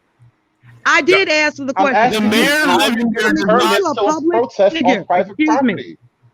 Excuse me. And the mayor living there does not change the fact that it's still private property and you need a permit. Doesn't matter whether the mayor lives there or not. Okay, then guess what? Do a citizen's arrest, my dear, wherever you are, since you know the laws so well. Please, I had this argument this weekend with a bunch of people. Why is the the candidate who lost for mayor out on the city streets painting "All Lives Matter" just because you did not pull up the permit? I think the thing about it that Michelle trying to tell y'all is a straw man. No, it's not a straw man. It's a straw man because I asked you about the mayor and why you, as David's saying, you can't get a permit to protest just because he's mayor. Does not mean that you have the right to go and invade whatever space he happens to be in. So does that give you the right to point a gun at people? Does that give you the right to point a gun at people? If you people, yeah, it is. No, we need to be that clear. Is defending your property. He's defending his property from his own property. Fear of his property, and if you believe you are defending yourself and your property, yes. Hey, I got a question. I got a question. Did that work with Ahmaud Arbery? You know, the property. No, I just brought that up in the chat that you guys are pulling the same stunt here as everybody did after Arbery with deep diving into his criminal history to justify your position. Hold on. Only thing I said is this. What I'm saying is, back when Arbery, when all went down, Arbery started deep diving into his history. When he was back in the day, he got arrested for a gun. So this justifies the situation now. What you're doing is the reverse, where you're saying this lawyer had trouble with the neighbor at one point and pulled a gun, so it justifies us hating on him now for the same situation. It's two different. No, all I'm trying to say is this. If we're going to, on this channel, advocate people owning guns, you need to know the law. You cannot have this mentality and be a responsible firearm owner and think anytime I see something I don't like, I'm automatically justified to go pull my gun out and point it at people. Because you should do it in every situation. But I'm like saying, I said, you need to know the laws, and that if you do that, what's going to end up happening, you're going to, like BMT said earlier, every shell casing is 20 years plus. So you need to know the law, and that they're not going to look at that and see that as reasonable. Every state has its own laws regarding that as well. Correct. Let me tell you this right now. Let me tell you, but I don't want y'all to get in trouble. Y'all know I teach this. I'm telling you, the main thing that the cops are going to ask you first: was your life in danger? Were you in an immediate And his need? Yes, because I have a mob of people out front of my home on private property. Okay, they're yelling. They're walking They're past your home. Hang on, hold on It now. doesn't matter Hold on what now. they're walking because I don't know their further intentions. A lot of these protests start out peaceful, and next thing you know, cars are burning. Hold on. So Hold on you now. don't know things escalate quickly. Now, hang on now. Hold on now. Now, the next thing, I'm glad you said that. Kev. The next thing they're going to say is, if you felt in danger, did you contact or notify police? Because when you call, and I don't know if he tried said to he call. did. He said he called police and the local security. Now, to help. Okay, now hang on now. So, if they remind you when you speak to the 911 operator always tells you not to engage. They'll tell you, do not engage, stay indoors, lock your door, and literally we'll go from there. Well, they Now, do that as a liability, though. Huh? They don't do what? They don't do that. Like, are you serious? But literally, They do that. They do that as a liability. In the same instance, they'll tell you to go to a different room in the house and lock it, and do not. And they'll still tell you try not to engage. Now, hold on. Now, I like to, you know me. My military brain be firing up pistons left and right. Why would I? I know it's because I've had this situation before where someone was kicking in our door. We call the police and they tell us to go upstairs. I have firearms. But again, they don't want me to be Rambo or Die Hard. You sneak around my house taking people out one at a time. Their thing is to tell you for your safety and to hope that things don't escalate for you to try and, to avoid fight or flight. They want you to flight at every opportunity. They will never tell you to be the aggressor in any situation whatsoever. Whether you're a hostage, whatever it is, they'll tell you to comply every time. Because they don't want the liability. Exactly. Your self-defense is your responsibility. It is solely your responsibility. That's why it's called self-defense. They can't order that on you. You have to take that into your own hands. Now, okay. So let me ask you this. If they had fired a shot, do you all think he would have been justified? I wouldn't have had any problem with it. And That's a simple question. Under the law. Under the law. Do you think you could go to court? If intruders have fired a shot on your premises, No. If they're intruders, remember everything you're asking is about. No, if the lawyer had fired a shot at any of those protesters, do you all think that would have held up in court? Oh no, probably it depends if they would have attacked him. Hell no. It also depends on who's on the jury because, like I say, better to be judged by 12 than carried by 6. Now, so you're telling me. Now, I'm just trying to figure this out. I'm trying to figure this out. Now, here's the thing about it. Like, I like to play forts in Indians. Okay, it's a little game we like to play as kids. Now, normally, you don't leave outside of the fort and go fight the Indians. You kind of stay inside the fort. Now, you have a window right here from a strategic position. You have a window right here. Hell, you got a fucking gated door. Literally, you could point your barrel through and aim at. So you're calling these people invaders. You know that, right? By this definition, hey, you're right. And I'm trying. So you're right. No, hang on. Y'all talking to somebody who knows about this stuff. So literally, you're telling me you wouldn't just open up your window and literally say, back the fuck up, or anybody past a certain premises of a line will be shot. You're telling me you're going to come outside and literally you don't know somebody going to sneak around. You know somebody going to run up. You're telling me you're going to come out the house and show a gun when you could have done the same doggone show of force from the window and kept it back. If anything, you got more angles of fire and protection from inside there. I mean, I'm just saying, like, why would I come out here? None of this changes their legal coverage. No, I've been out there. I was out there in draws fighting the Taliban. So trust and believe, I'm pretty sure I fought butt naked before and survived. We're talking about legal coverage, not your self-defense. Yes, and he's saying and he's saying you're going to have to demonstrate in order for you to not get charged in this that that I had a reasonable fear for my life. And if you have a fear for your life, why are you going to come and get closer to the threat? Or for your property. Remember, you can, in some states, I don't know about this state, so I'll admit I don't know that state's rules. But here in Texas, you have a right to defend your property. That shit only covers you. Where does your property end? Where's your property end?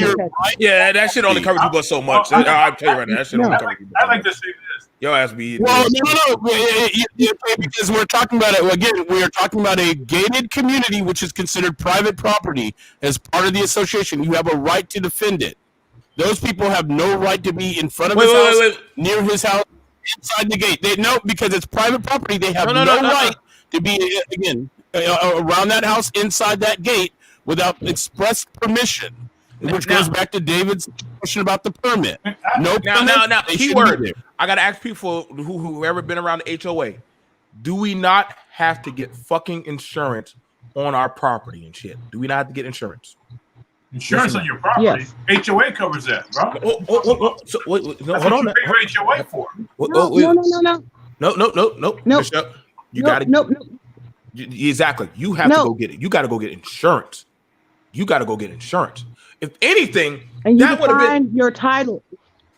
Go ahead. It defines your title. That the HOA dues and expenses, they cover common areas. That you do not have the exclusive use and enjoyment of a common area. So to come out, even though you may not like it, because trust me, I've been to some gated communities. I've invited some friends to come, and they came to the gated community, and I got a phone call. There's a black man here. Okay, let him in. We're here at the mayor's house.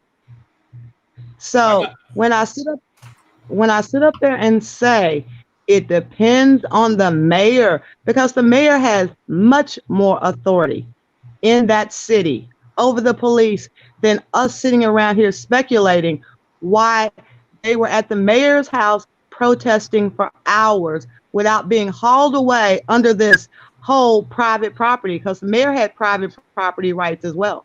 Did you So hear let's not speculate on. Did you hear the homeowner's interview when he said you actually cannot walk to the mayor's house through that roadway? So they were either lost or stupid. They couldn't get to the mayor's house from his house. I'm sorry, but she lives right down the street from him. If you watch the whole video, you see them walk right to the mayor's house.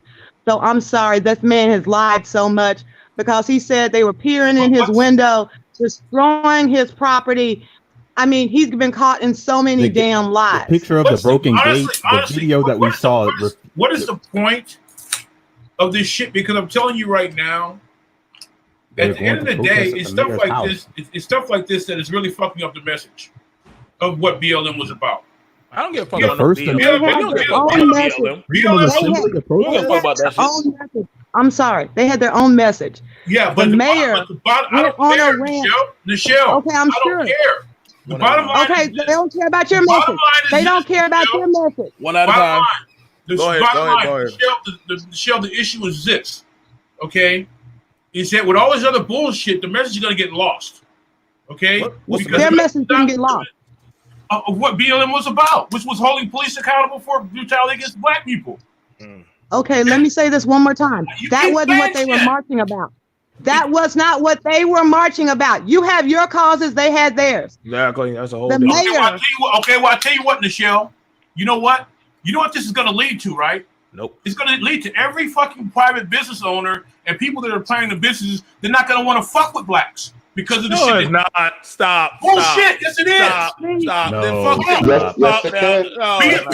BMT. Hold on. BMT. Stop. BMT. Do you think they can afford to have this? With the shit that's being pushed, and the way the average motherfucker right now is acting, you mean to tell me the way that, like, okay, Starbucks now, they can wear BLM shit.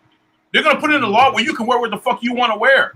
As a business owner that has to do business with everybody, you trying to tell me you're not going to take it into consideration?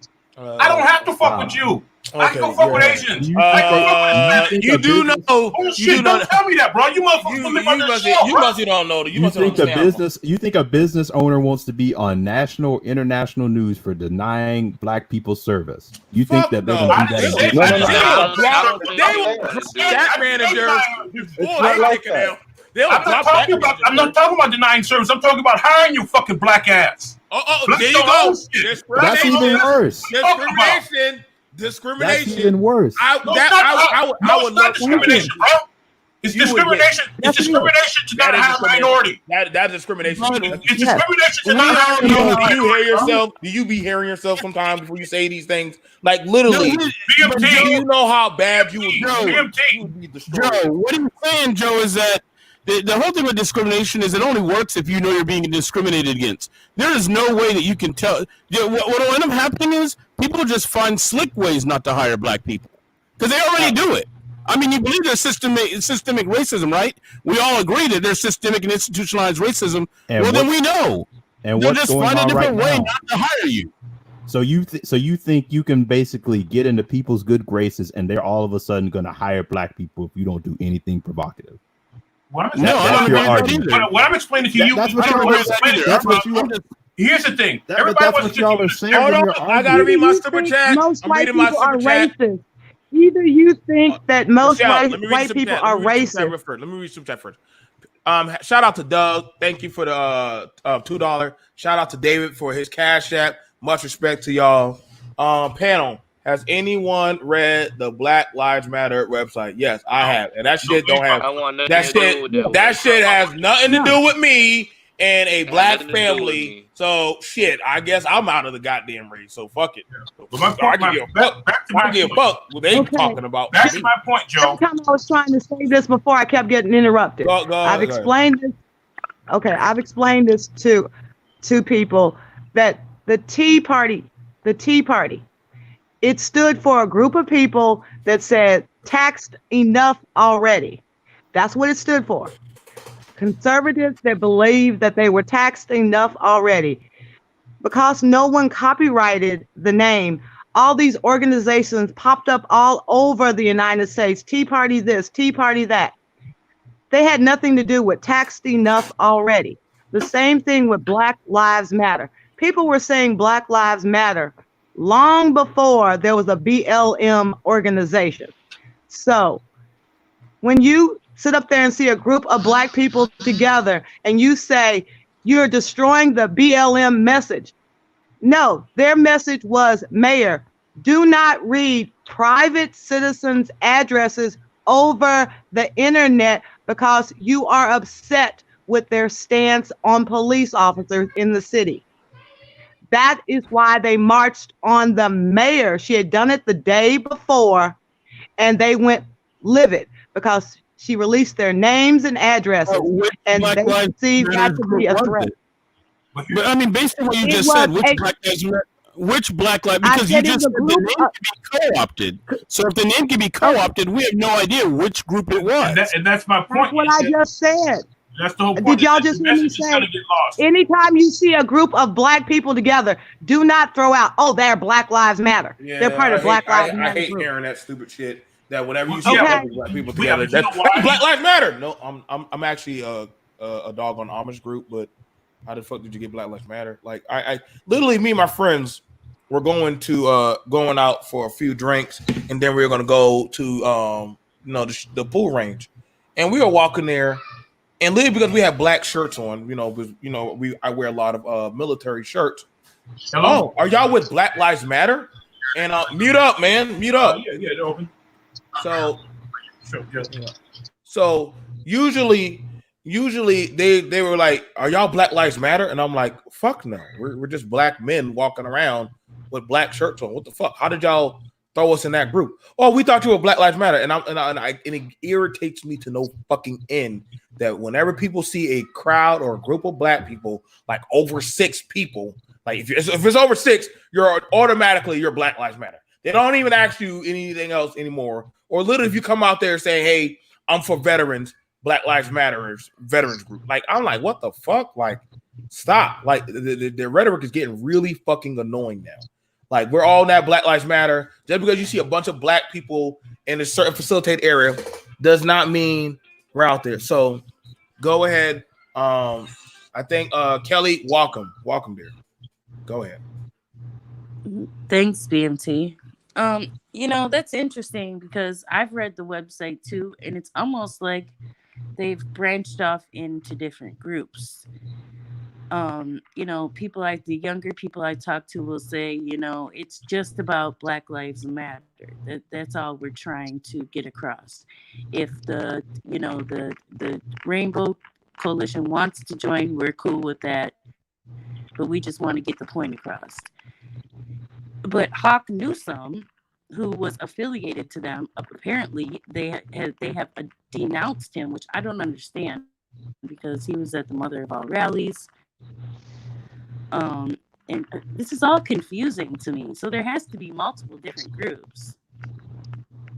And yes, I don't get it. I don't get how this works. There are, and like Michelle, like Miss Michelle was saying, the name was never copyrighted, so it got co-opted basically. But the problem is people who are in Black Lives Matter, people who aren't in Black Lives Matter, none of these people know when they're going to these things which group they're representing or which message, because they don't know. You think you're going to a Black Lives Matter rally, but you're going to something else. Right. That's true. The thing about it is this, and one of the sad things that's happening, and I want to show y'all that blacks have been joining into different groups now, different firearm groups. This has nothing to do with Black Lives Matter. I think after they started reading the memoir of the alternate lifestyle, blacks have been going over to NAGA. They went over to NAGA. They started going over to the Huey P. Newton Gun Club has jumped up. Different other gun factions have been on the rise and going up. Even we've been finding out that church groups, like I said, they have black militias down there in Georgia that are doing their own thing. Black militia patriots. I'm gonna make sure y'all can see this. I didn't want to go too deep. Black militia patrols home of suspected accused in George killing and jogger. You got black militia patrols that are now in Georgia now in different areas. So now there are, and that's in Brunswick. I know there's one out there in Atlanta. Different factions of patrols are starting to come down from like all over.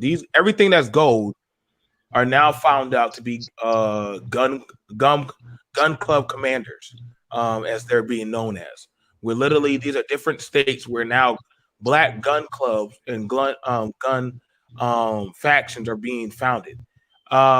Whether people want to see it or not, there are some divides or dividends happening. And literally, it's not slowing down. It's actually picking up speed. Where this is going to go, I honestly can't tell you. I kind of am looking at it from there. But literally, there's different chapters now that are appearing. What are y'all thoughts on that? Especially with the rise, as I showed y'all the video of ammunition, firearms, different other set stuff, different groups are growing in power and weight. What y'all thought about that if different groups are literally now starting to show and form up their own set factions? Is this a bad thing, or is this a set direction that we need to go to? It's a direction we need to go to. We need to go. We need to be organized with it, because as I keep saying, there are infiltrators and there will be violence. When they see a group of black men or women, that's okay. If they see a group of black men or women armed, there could be retribution, either immediate or later on, as the gentleman who was arrested for being a black terrorist. So watch what you say, watch what you do, be organized. You know, every group of black people right now, as Joe said, will be considered Black Lives Matter. But also, I want to say this is really important. This weekend especially, be very nice to people, because terrorist threats have been made across the nation, credible. Also, white people woke up this morning to find out that the NFL will begin every game for at least the first month or so by singing the Black Negro National Anthem. Oh yeah, I heard that one, boy. Oh wow. Yeah, I heard that one, boy. That one is gonna be crazy. So Yeah, they're gonna be pressed. every voice. Do I put my hand on my heart or do I like put my hand? Which salute? They mad. Man, They mad. I never been taught that. I don't know. Shit, I don't even know our salute now. God damn, I'm gonna have to go look it up. No, I was gonna say BMT. Just I was gonna tag on to what Michelle was saying. We do need to do it, but I encourage people to be smart about it. Don't be provocative. I really don't even advocate people going out there open and carry.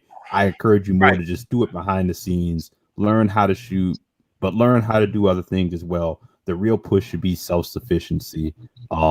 Just don't be too bold and brazen. Exactly. Hang on. For your answer, Kelly. The thing about I want to tell y'all this. Oh shit.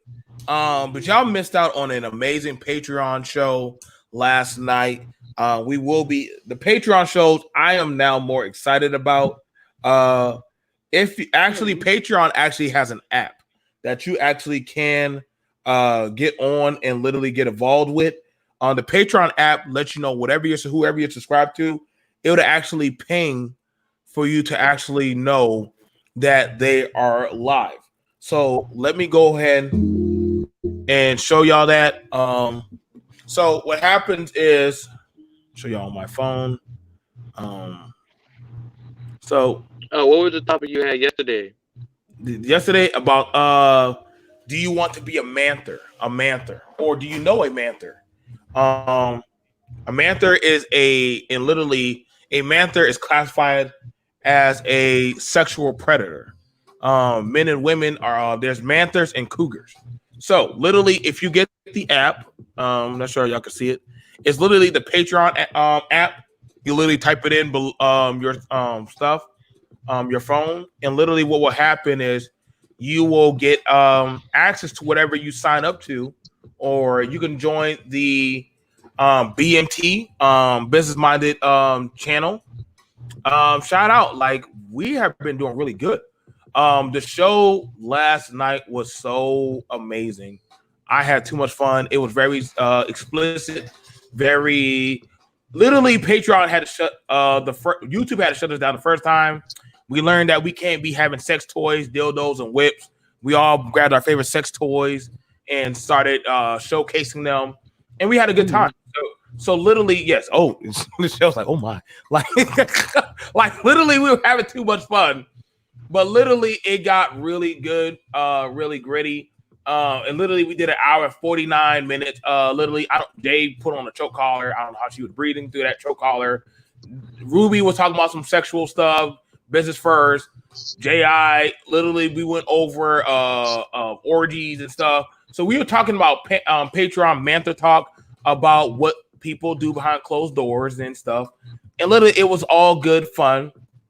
And literally, you could join the Patreon BMT. You put that in, you'll find us, and you'll be able to come through and have the talk. Literally, also, those who are joining the Patreon, guess what? We can now put people on the panel. If you are a member of the Patreon, you have the right to come in and have the explicit talks with us behind closed doors. I love it because that means we can give out said information. We can go over said stuff. And literally, it gets really good. We go over a lot of said stuff. It gets really hot and heated. But I feel like these are the talks that we deserve to go over. And it goes into a lot of said stuff. You even get to find out who likes to get choked out and black out during sex and peed on.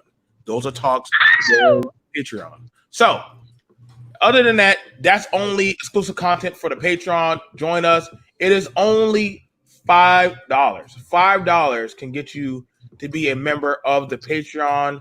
It is a very worthwhile thing. You can put in stuff that you like for us to talk about, explicit stuff that we will go over behind closed doors and share with you, the members of the Patreon. So I feel like y'all deserve it. What is $5? What is $5 to y'all? It's your content. And literally, we are having fun. We're doing a good job. Shout out to everybody who's joining up. We've only had it for 2 days so far, and we're literally getting people to join. So keep on joining up on the Patreon talk. We got a lot of stuff that we're going to go on, and I know that you guys will enjoy it. I will grab the link. You can get it in the description below, but the Patreon is well worth your time. And literally, we now know we could put up to 10 people on it. So, yeah, I feel like that's something that you guys, I think that's something that you guys would enjoy or do deserve. What's up, Red Pill? So that's just something I want to say. It literally is an app. It literally is an app. Also, when we go live, you also can I think Patreon also sends you a text. You can also set it up where they can send you a text, so that way you'll know what's going on. But as far as I can tell you right now, perfect. You just came so late when we're getting about to go. I just got to let y'all know that the surge of black gun owners is definitely risen substantially. Indeed, as it should. It has gone up substantially. And I got to tell you right now, I am actually for that. And that's not something to be I just didn't know how to Kelly, just send us a message. I'll definitely tell y'all and go over that. I'm for that. But that means you're gonna see more brothers like me, and I'd rather it be something where you call the brothers on the panel to come to Nichelle's house to provide a set service of protection, to run and pull patrols. We got to stop pretending like we don't have said men and women who are not trained. They're not, and that's the thing about it. I don't know why we always don't think that we can't police and actually self-govern ourselves. Don't ever believe that lie. Like I said, we are able to do that. Like I said, you have it where a lot of them are out there and they're working hard. They play hard.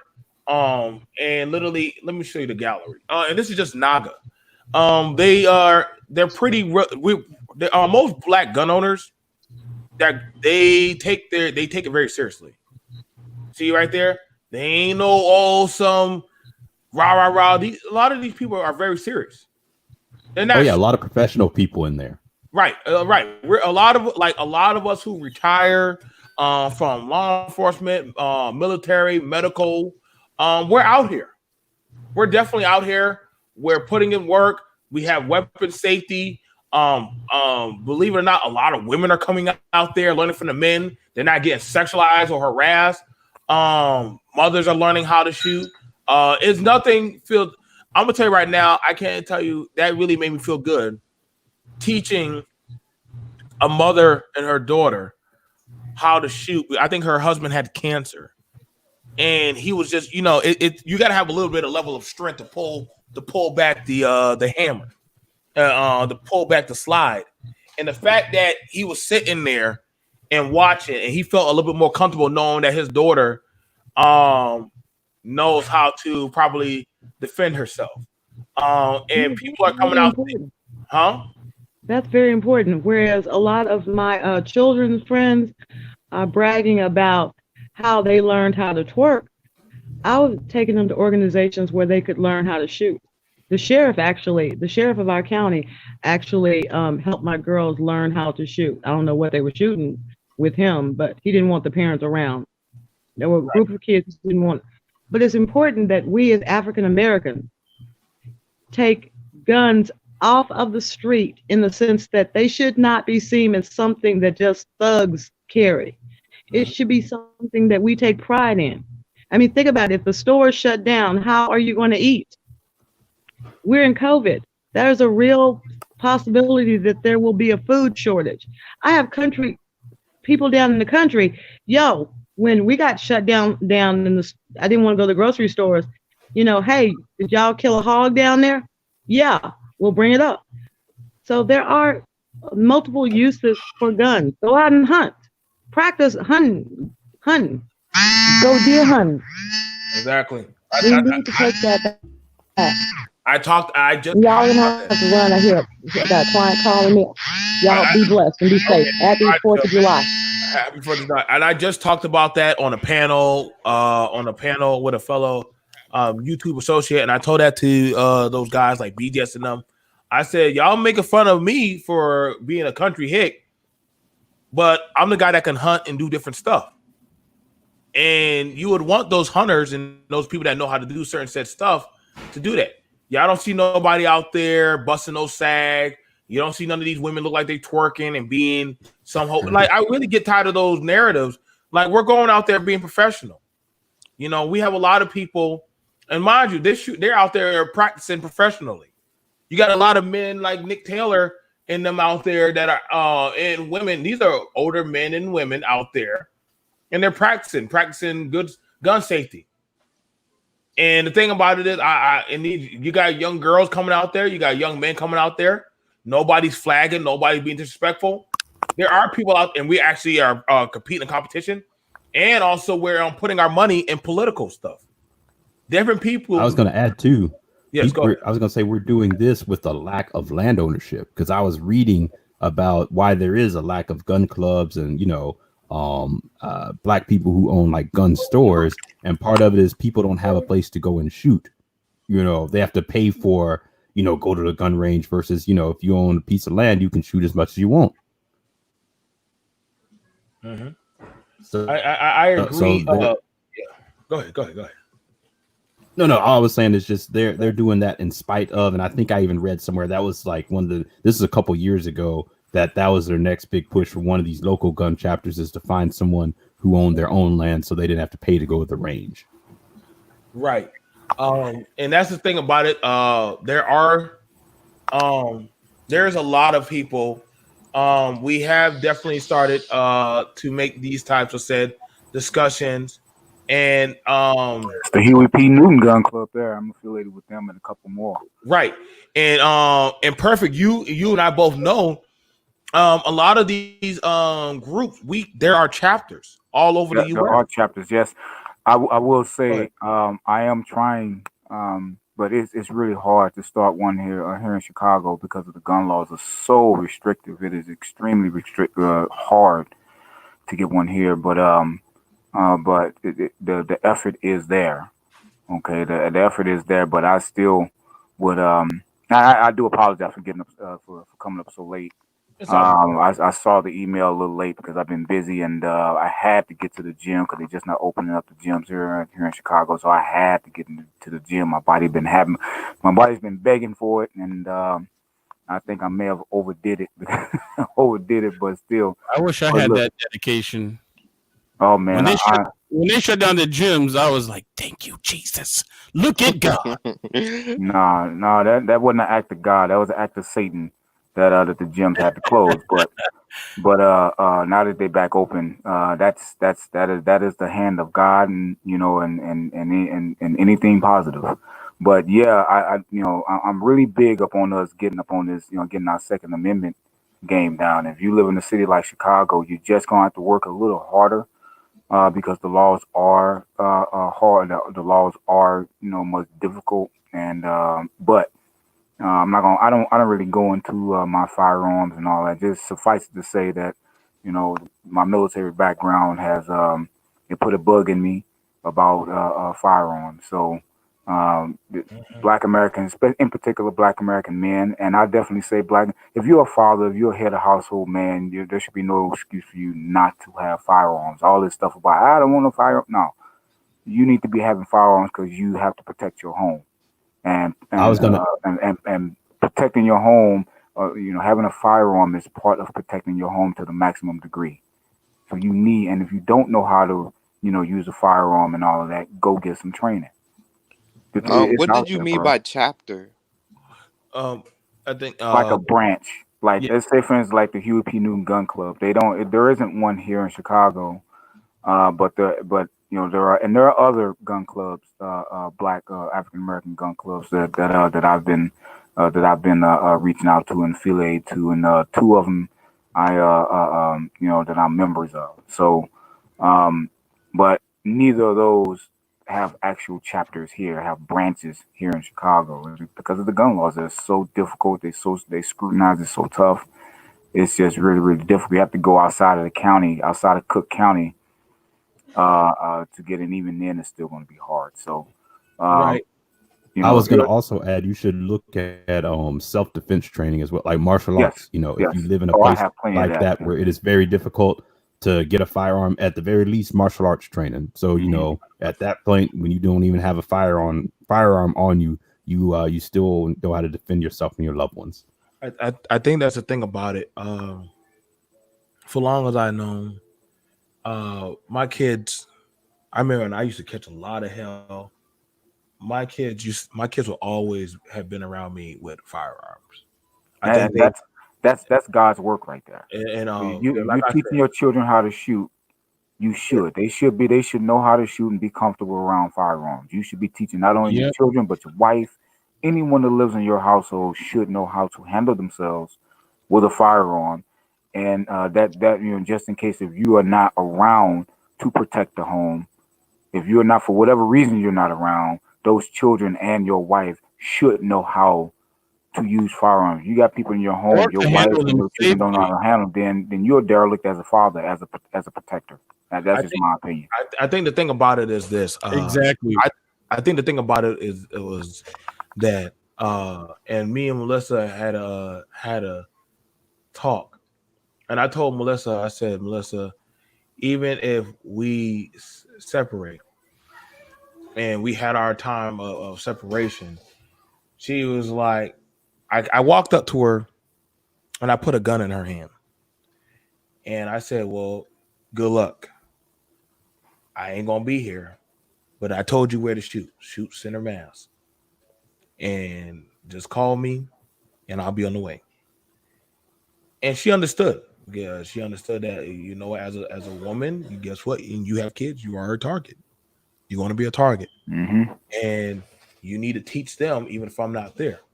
And I listen. Any person I dealt with, friends and family, I would have a fun day. If it was us brothers right here, I would tell us. I would say, hey guys, instead of us have a day where we go out for drinking and fooling around, let's have a day we go out gun shopping. Let's go to the club. I mean, Hmm. let's go to the gun club. Let's go Right. do stuff like that. Like I'm serious, and I'm pretty sure Perfect would just. Oh shit, I'm down. You know, Renaissance, I'm down. Clever Kev, I'll invite all of us. Why? Because I feel like, listen, man, you got my 6, I have your 6. We'll make sure we're squared away. And the thing about it is, when you have that mentality, then you know that you're covered. And that's the thing about it. Like, I can't tell you how many y'all see me do videos of me teaching kids how to shoot firearms. Y'all know how much scrutiny I dealt with from people of my own that looked at me crazy, like, why would you put a gun in that baby's hand? I said, I don't understand I don't. because Yeah. you know the white community has no shortage of white males, you know, with firearms with you know and their children, you know, and making videos of this, and they Because don't it get also scrutinized for that. So I say that you are doing a responsible thing as a father. Yeah, and keep putting it and out there. it's proven to add to gun safety because when children are introduced to younger ages, they learn to respect it. They know they can move it appropriately. If a gun just happens to be out, they know how to how to handle it without killing themselves. Or to leave it alone. They learn Right. how important it is that that's not a toy. They learn the difference. It's the homes And where the parents teach their kids, but they have a gun in the home that you get these tragedies, and the media never wants to talk about that. so you know it's been statistically proven again. When I spent 10 years in the military. I was a unit armor for 8 of those 10. So this is all I did, right? So, and I can tell you, the mass majority of the people who kill themselves by firearms by accident, these are untrained people. These gang members running around who's you know doing these drive-bys and killing innocent people. These are untrained people. These are not trained. You don't hear about trained people that accidentally shooting themselves in the head. You know, people who actually know what they're doing around firearms, who know how to respect firearms enough to not even be playing with them in the first goddamn place. now here's the thing about it. Do y'all think that since it's 2020 now, that it's about time that we start teaching our children about how handling? But I've already started. I already got like at least about 12 kids already trained on how to shoot. Like they're shooting out 50 yards now. Like is It's this like time. the It's direction? overdue. It's past Like due. now, I'm just saying, it's time for us to start teaching kids how to handle firearms now. Yeah, man. Firearms and pistols. I think it's essential, man. Cause me personally, I just got mine like actually the beginning of COVID. Congratulations. I think, yeah, man. I bet you glad you got that when you did. Yeah, I did. Like actually, like the day I got it, like 2 days after that, like the store like stopped like giving out guns. You couldn't like put in background checks and nothing like that. So I was actually like lucky to actually even get it in time, you know. So I feel like a lot of people don't even consider it like you were saying. People look at it as like, oh well, why are you teaching people how to shoot and guns are bad? And I mean, at the same time, I used to feel like that too. But the way like this country is moving and like how everything is going, it's essential to have it, you know. Because even the other day, somebody pulled up on somebody that was driving and they just they robbed them and took their kids, man. Imagine if you would have had at least like a pistol on you, man. Things like that wouldn't happen to you, you know. Right. So anybody else? I'm like this, man. You know, I've never. I don't own a gun. I don't plan on a gun. I've never felt the need to own a gun. That's just me. For my children, nah, man. We got bigger things to worry about. We got bigger fish to fry. If it comes a time for it, then you know, obviously, you know, once he turns 18, then that's his decision to make. But until then, I'm gonna keep pushing. You know, the thing. I'm gonna spend the time more. The time with my children and for my children. It's gonna be more accountable. You know, there will be no playing with no balls, no guns, none of that shit. You know, let's figure out education, generational wealth, and if you're gonna get involved with any type of sports activity or something, let's move away from the other shit. You know what I mean? Let's be real about it, because the way that these things are going is that you better learn how to take care of yourself. You better take care of learning, because people are not going to want to fuck with you. Hold on, if people are not going to want to fuck with you, why wouldn't you want to be able to learn how to shoot and teach your kids how to shoot? I'm talking about as far as like employment. You can employ yourself. I mean, you could do both at the same time. I feel like both is essential. Why do I say that? I'm not sure who put that out there. Why do I say that? It goes back to when you look at why Trump didn't declare martial law and why he didn't call on the National Guard on the national level.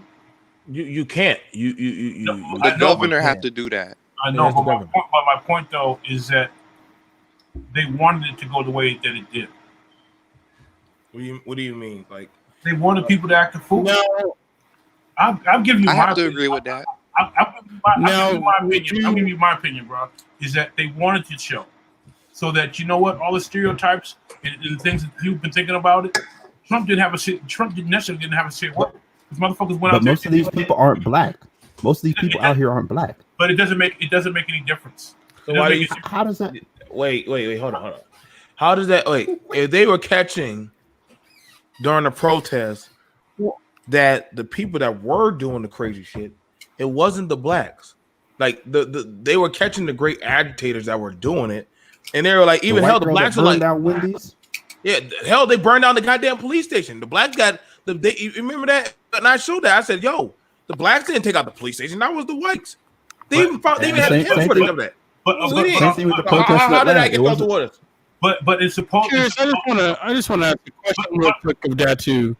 In that, would you enroll your kids in a martial art, which can teach them life lessons, discipline, skill, dedication, and defense? Well, please, my son is already taking martial arts. That's what I'm saying. But my point. All right, my point is that, like, football, basketball, baseball, there's none of that.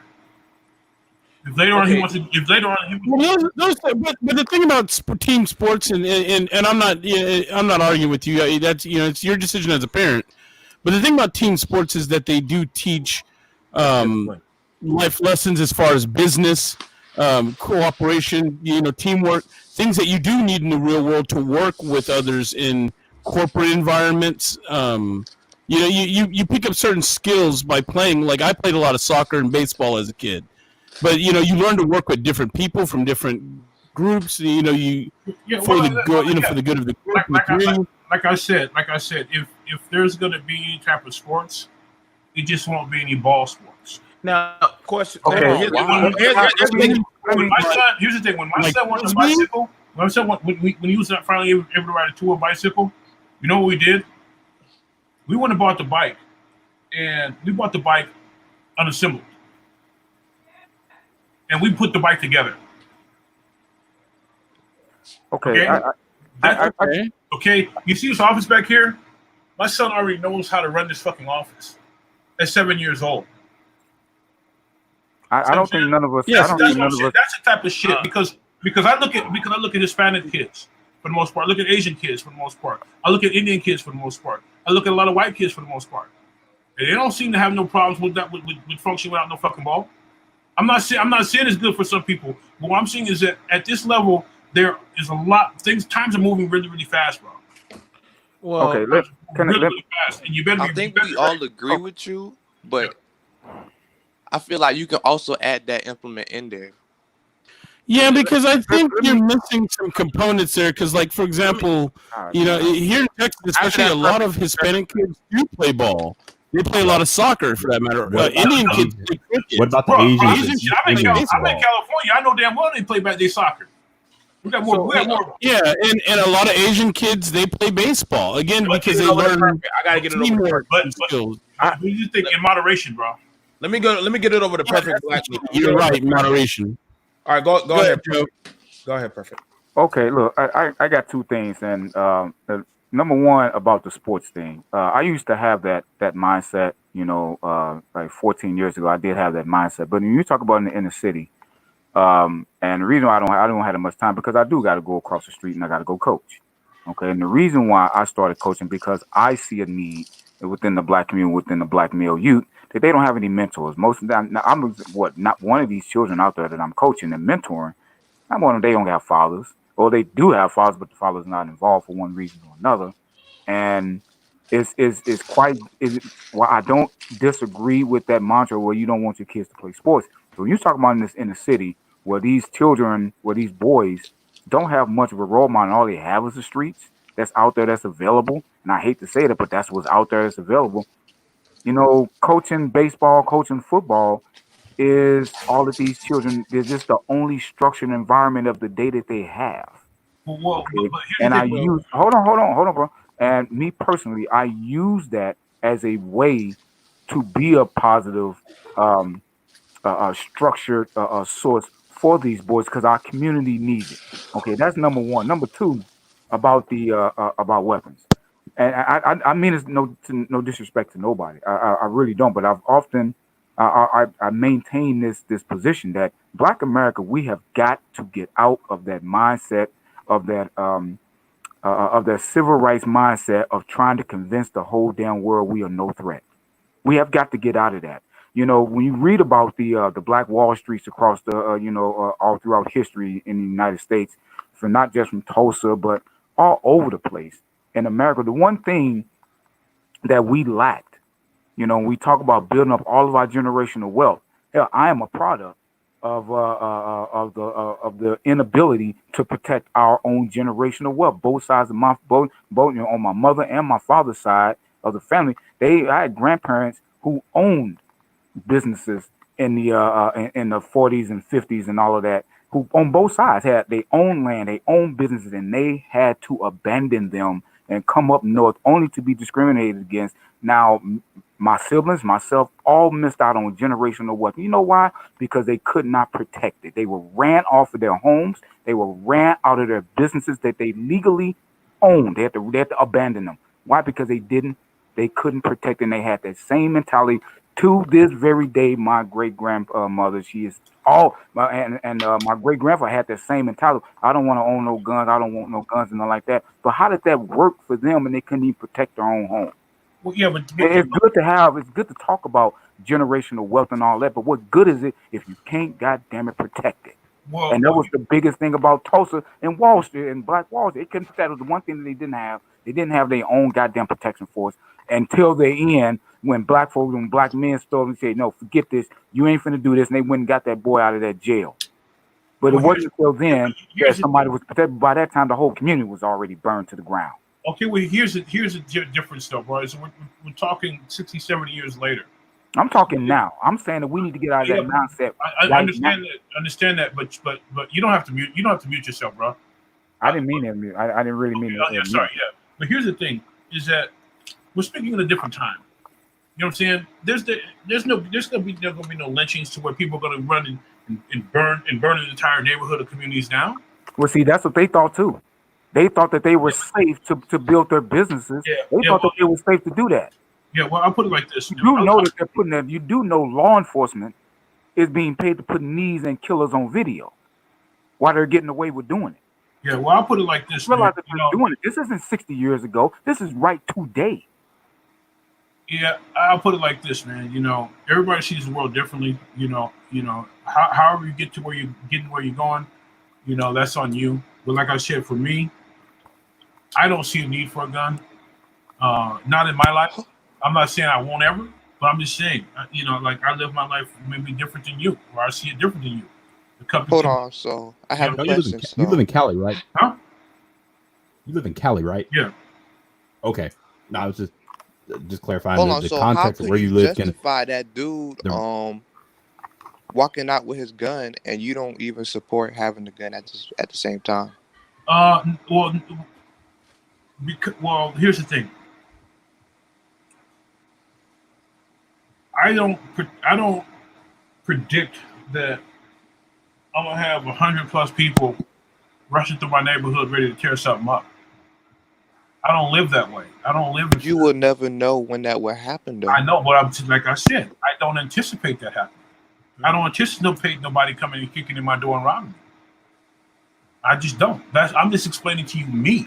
I'm not saying that it's wrong to have that it's a wrong thing to have a gun. I never did. I said from my perspective, I think that the emphasis should be on other things, especially when you youth and perfect blackness. Like you said, when you said that, okay, you do the youth programs, okay, but it doesn't always have to be youth programs for ball sports. Why not youth programs for martial arts, coding? I mean, do things that translate into the real world that you can carry with you through life. I have to disagree with you on that. You can carry it throughout life. Your whole entire I life. use sports as a means to initially get into these boys' heads.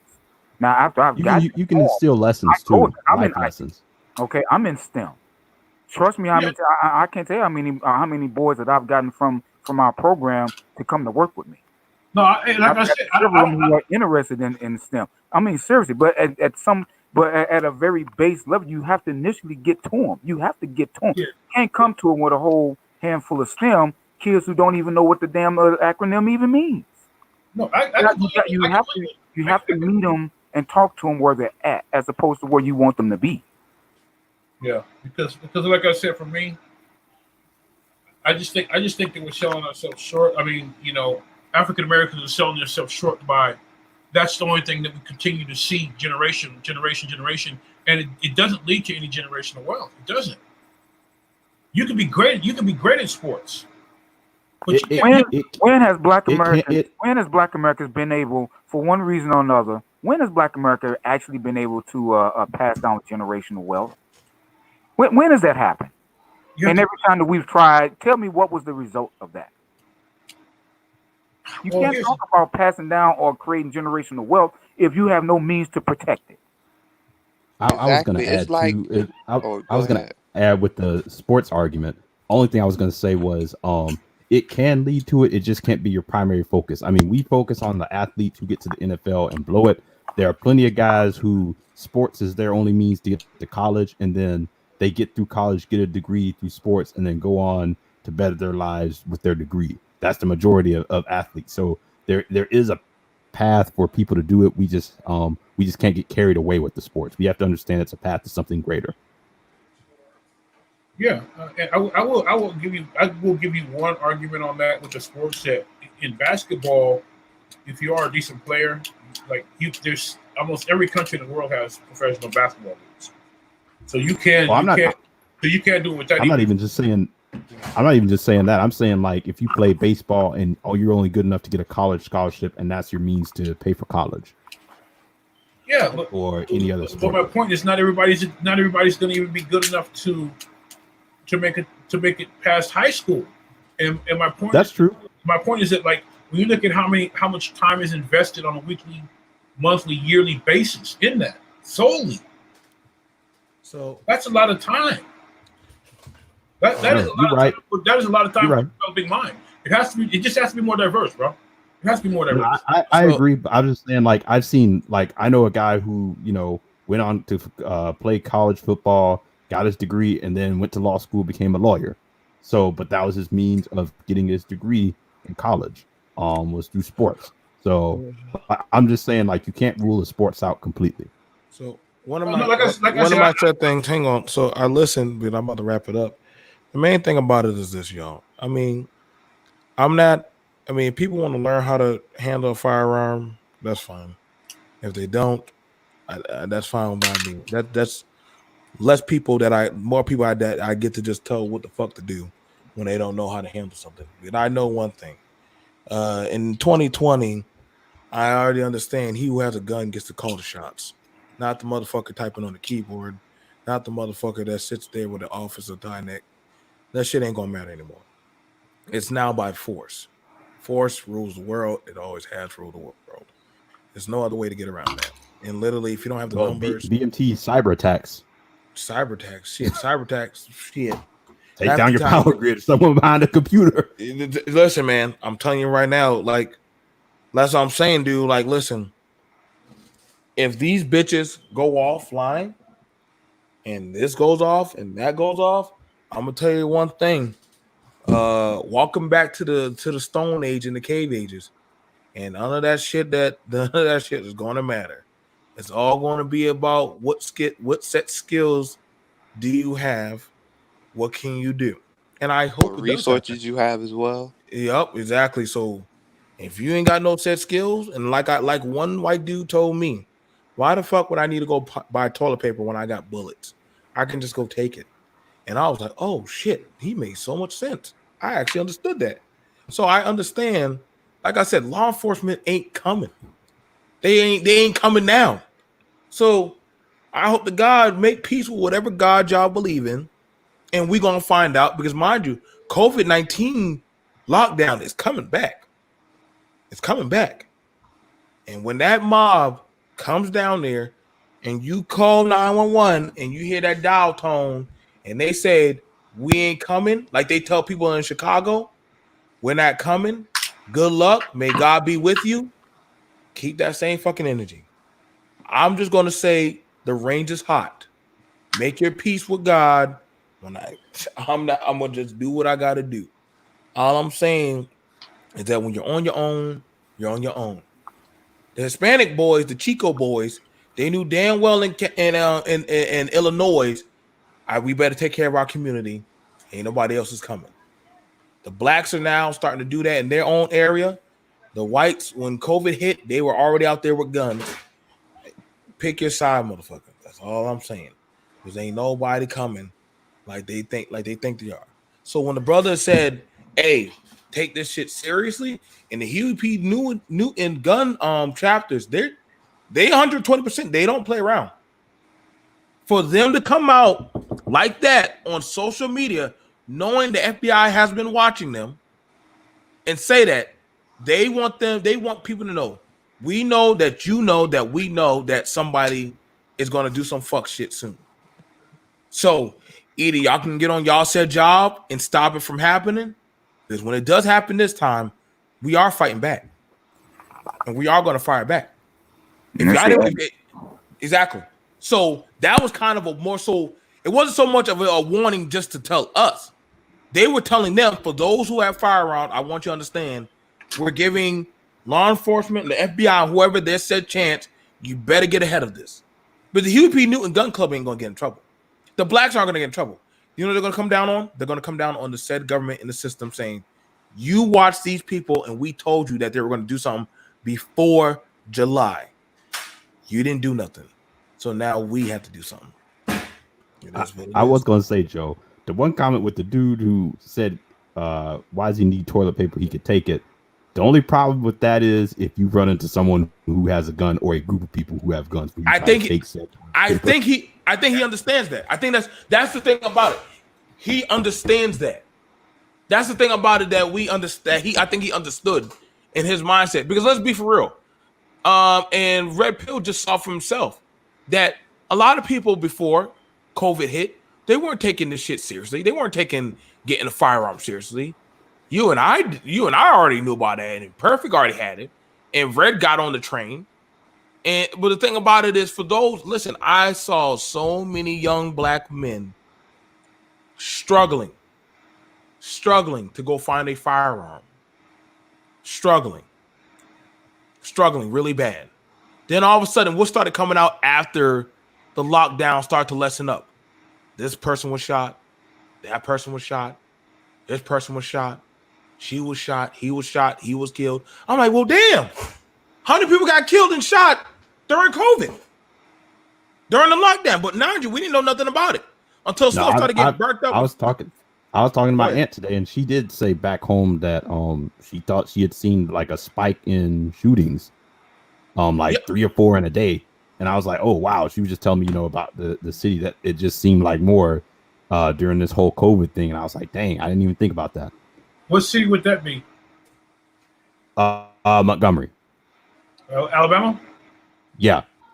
Yeah. And don't worry, and I want you to understand this right now. For those of us who are in the world that had to keep your eye, trust me, y'all, I want you to know right now, the nation is about to get shut down again. In a few more weeks, it will be going right back into another lockdown. So good luck, motherfuckers. I remember when that's actually how I met Perfect Blackness, was on the TPOT, when we were telling people how to get said jobs. And everything that us four said happened just the way it happened. Am I lying when I say Perfect? We can do it. Perfect is muted. Yeah, but I'm saying everything. You came around one time. Likewise, we talked about business. We talked about business plenty of times. And I'm just saying everything that us that are in business, tech, real estate, property, firearms, anything, no one wanted to listen. And everything happened just the way it happened. Here's a perfect example, Joe, is that with the COVID, you know how much money's being made during the COVID? Motherfuckers sitting at home sewing masks. It's an industry already. Not me, and this is another reason that I've been pushing these black youth into the tech field. Because I'm gonna tell you, man, not only have I been working, I've been busy as hell during the whole COVID. It was a company that poached me. They've been trying to poach me for the last year, and they finally literally just recently gave in to my demands. I've been working, man. I haven't during this whole COVID. I've been busier than I've been in a long time. I took 3 weeks off, went back to the Philippines, checked on some stuff, and I got back like 3 days ago. And I'm back up. My workers, came in, took care of business while I was gone. You know what I'm saying? And now, I'm back in the saddle. But there's money to be made. Money to be made. You're absolutely right. You're right about that. I've made a lot of money on the side. You're right. That's what I was. You can go on Amazon right now, order you a little heat press for about $100, $125. Order you some masks off Amazon and sit there and sell custom masks all goddamn day. You can make $100, $200, $300, $500 a day. But you got to want to do it. No, you're 100% right. That's what I was kind of getting at with BMT when you said the guy about toilet paper. Yeah, and that's what a lot of people don't understand. In this time. Yeah, a lot of people don't understand that. Like when you see, like if you're in Florida, everybody, you're gonna see people pulling in big ass boats. You know what I'm saying? You got a lot of the money. A lot of the money doesn't come from the corporate world. It comes from private businesses. They get the contracts. Farming, all that other shit, and that's where the generational wealth comes from, bro. You got to create it. We can say that you can't defend it, you can't do this and that, but you got to try. And the thing is, once you find markets that people that you think want your business, once you find stuff that they can't do or just don't want to do, then you exploit that business. That's how that works, man. You get to create the wealth to where it's like they don't pay attention to you because it's nothing that they want to do anyway. That's on a racial scale because certain racial groups are different at doing other things. I mean, You know, That's how the Chinese dominated the laundromat industry. No one knew, but I believe it's the 90s, that was one of the biggest industries to become a millionaire in, was the laundromat industry, and no one wanted to do it, and they did. that's my point. You know what I'm saying? It's that. It's, you know, opening up a tire changing shop. You know what I mean? Not just changing tires, but, you know, like selling new tires and tire repairs. Because once somebody buys a car, it's 9 times out of 10 that they're not going to get the tires from the dealer no more. You know, you can set up a tire shop, you know, with 3 bays for about $45,000. Everything. You have to hire good people. You know, you go get your tires on consignment, which is what the dealership, which what the tire dealers will do to get you to carry their brands in stock. And then, you know, like, oh, we don't have the size. You call the warehouse, they have that shit to you within an hour. 6 days a week. But you got to want to do the work. Let me go ahead and wrap this up. I gotta go. I gotta wrap this up. I gotta get over. I'm like literally. I actually did 2 shows actually mixed together as one show, so I think I'm pretty good. Now I gotta get over and do the gaming show. Finish up the gaming show. I gotta get back into the gaming. But my gaming channel is kind of more so separate from my actual other channel. And then now also me and my brethren of arms, we are we have a gun club channel. I don't really show that. Email me the link for that, BMT, because I like they made me promise not to, and it's not because of you.